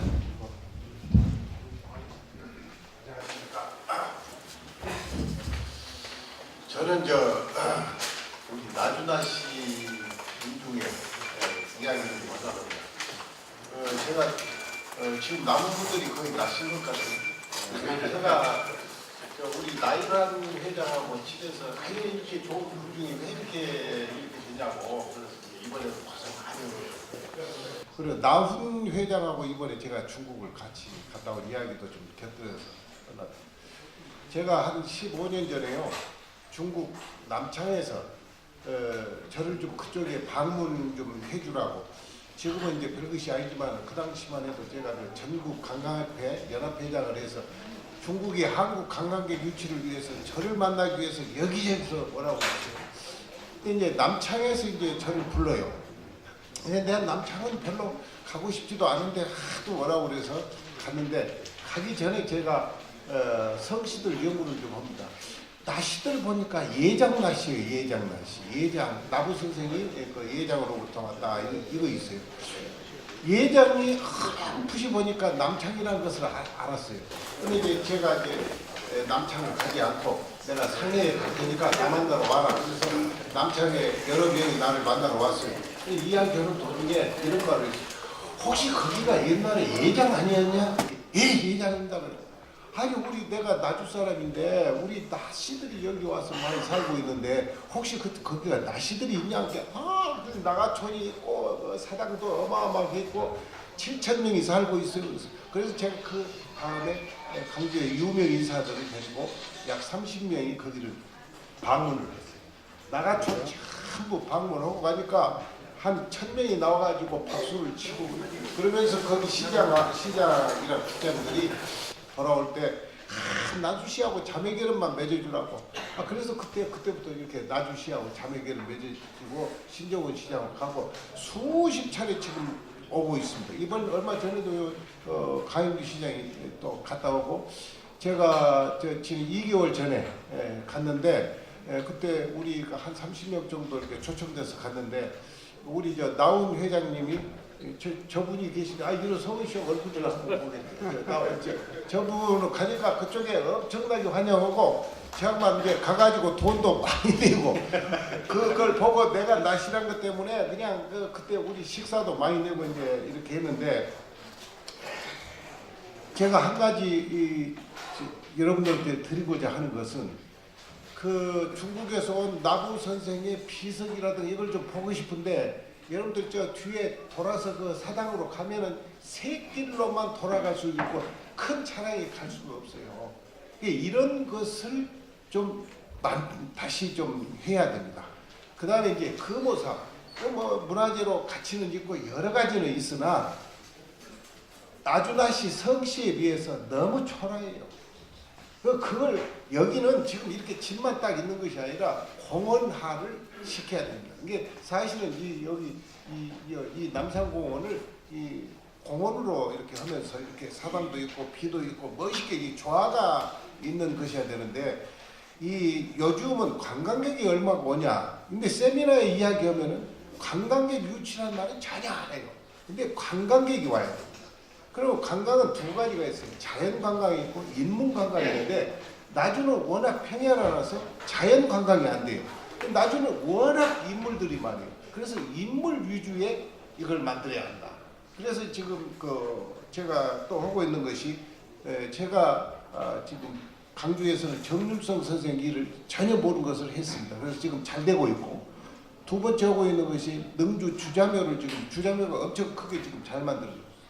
지금 또 해야 할 인물이 뭐 나부 선생 일도 하지만 최부 선생 일을 해야 돼. 그래서 몇 년 전에 최부 선생 기념 사업회가 할 수 없이 이제 누가 할 사람이 없어서 제가 회장 맡아가지고 작년과 올해 크게 세미나를 해서 방향이 지금 바꿔지고 있습니다. 그래서 앞으로 나주 인물이 너무 많은데 그걸 어떻게 할 것인가. 이걸 하나의 큰 공간을 이용해서 유명한 인물들을 전부 집합시키는 일을 할까 그렇게 생각합니다. 그래서 나주하고 자매계를 맺은 것은 그 나주나시 나부 선생 때문에 돼 있고, 자 이제 또 보면은 최부 선생은 유명합니다. 최부 선생이 외손자가 나사침 선생 아닙니까? 그 최부 선생으로 인해서 절강성 태주시하고 자매계를 맺었어요. 그러면 그 전에 중국이 백산시하고 여효시하고 자매계를 맺었는데 취소해버리고 순전히 나시 때문에 지금 양쪽으로 이렇게 도시가 연결되어 있는데 그 수가 지금 이렇게 많이 오고 있습니다. 그 최부 선생은 중국 사람들이 보기를 우리나라의 두 번째 인물로 봐요. 제1의 인물을 이수신 장군이다. 이분은 충으로서 최고의 인물이고 그 다음에 인물은 최부 선생입니다. 최부 선생이 표로서 최고의 인물입니다. 그런데 나사침 선생과 같이 표하고 이렇게 연결되었다는 것은 대단한 인물입니다. 그래서 앞으로 이 금오사람을 좀 넓힐 수 있으면 더 넓혀가지고 여기에는 중국 사람들이 이 나부 선생을 비만 멋있게 있어도 빠져있잖아 이야기합니다. 이쪽에 성양공원에 가면은 나시들 비가 있죠. 나주 남창 시장하고 당서기가 와서 예장으로 왔다 갔다 하니까 거기서 춤을 출 정도로 좋아했어요. 그래서 여기에는 주변에다가 이렇게 나부 선생이나 최부 선생, 그 다음에 유이춘 선생 너무나 한 이름들을 그 옆에다가 공헌화하면서 만들어야 이게 관광객 유치도 하고 이게 이름이 나지 이것만 가지고 그냥 그렇게 만들려고 해서는 안 된다. 이런 말씀을 드리겠습니다. 예, 고맙습니다. 박수 한번 주십시오. 나부 선생으로 인해서 나주와 중국 남창이 자매결연을 맺었다. 그 아이디어와 그 일을 하셨다 이런 말씀이십니다. 앞으로 또 많이 좀 도와주십시오, 회장님. 예, 그러면 우리 토론자, 지정 토론자의 토론은 이런 정도로 하고요. 방청석에서 한두 분 정도만 짧게 좀 받도록 하겠습니다. 예.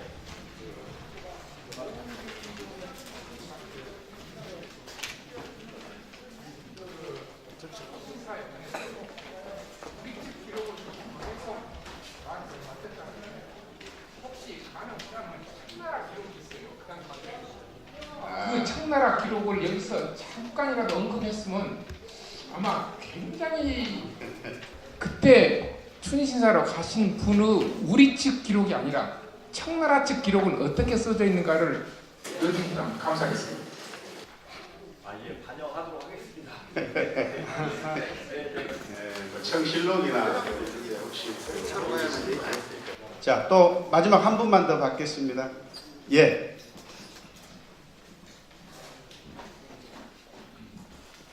안녕하십니까. 좋은 발표 잘 들었습니다. 지금 현재 인진내랑 전후 나동명 형제 활동 이거 보고 가장 생각이 나서 질문 드리는데요. 현재 인진내랑 관련돼서 의령 활동한 것에 좀 국가에서 많이 연구를 해가지고 하는데 또 강도로서 싸우는 미신장도만 과학을 나타내고 거기에서 본 광고를 본 여러 이런 날씨라든지 또 거북선이 어떻게 제작되었지만 이런 연구가 이제 많이 그것도 제가 모를 수도 있어요.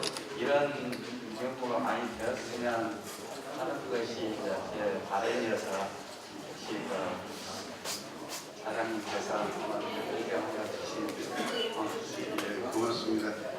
우리도 이제 역사를 연구하면서 꼭 그 영웅만을 연구할 것이냐, 영웅 뒤에서 피땀을 흘린 수많은 민중들은 우리가 어떻게 할 것이냐 모르는 것은 아닙니다만 역사가 소설은 아니잖아요. 자료를 가지고 써야 하기 때문에 하여튼 그런 점에 더 관심을 가져달라라는 취지로 받아들이도록 하겠습니다. 자, 이런 정도로 우리가 이제 발표와 토론을 했는데 정리를 해보니까 이렇게 좀 정리를 할 것 같아요. 세 가지 정도로 얘기할 수가 있는데요. 첫째는 역시 그 자료 발굴이나 연구 행사가 좀 더 지속돼야겠다. 그렇게 봤을 때는 앞으로 우리가 해야 할 일이 크게 한 세 가지 정도 될 것 같아요. 하나는 18세기 그 혹시 그 금양 선생 신도림가 18세기에 오 서쪽 현재 지금 금양 선생 유학이 그 18세기에 그러니까 18세기에 이 그 당쟁과 관련해 가지고 관련된 스토리가 많거든요. 그런 얘기라거나 그다음에 우리 금호사협회 의열각이 있잖아요. 그래서 19세기 말에 동학과 관련된 일들. 그다음에 20세기 초에 이제 그 금호사가 중수가 됐잖아요. 그때 중수와 관련된 일 이런 것들이 얼른 생각이 나죠. 그다음 두 번째는 이제 역시 이제 건축물에 관한 건데 건축물은 이제 보수 유지가 이제 가장 시급하겠고요. 그다음에 그거를 지속적으로 지원할 수 있는 즉 행정적 재정적인 지원 시스템 그와 관련해서 문화재 지정이라거나 이런 것도 있을 수 있겠네요. 마지막으로 세 번째는 우리 김경옥 교수께서 잘 말씀해 주셨죠. 교육 홍보 활동에 해당되겠네요. 그와 관련해서는 일단 어린이를 대상으로 하는 학예 활동, 그리기, 쓰기 이런 그 다음에 청소년을 대상으로 하는 역사 경연대회 같은 거 그 다음에 어르신들을 상대로 하는 문화광장, 역사 문화광장 얼추 이런 큰 세 가지 자료 발굴 및 연구 행사 그 다음에 건축물의 보수 유지 그 다음에 세 번째는 교육 홍보 활동 이렇게 우리가 향후 과제로 오늘 정리를 하고 10시부터 시작된 오늘 학술대회를 마치도록 하겠습니다. 자, 이상으로 전라도 정명 1000년과 나주나씨 호국 활동을 주제로 하는 전라도 정명 1000년 기념 학술대회를 모두 마치도록 하겠습니다. 감사합니다.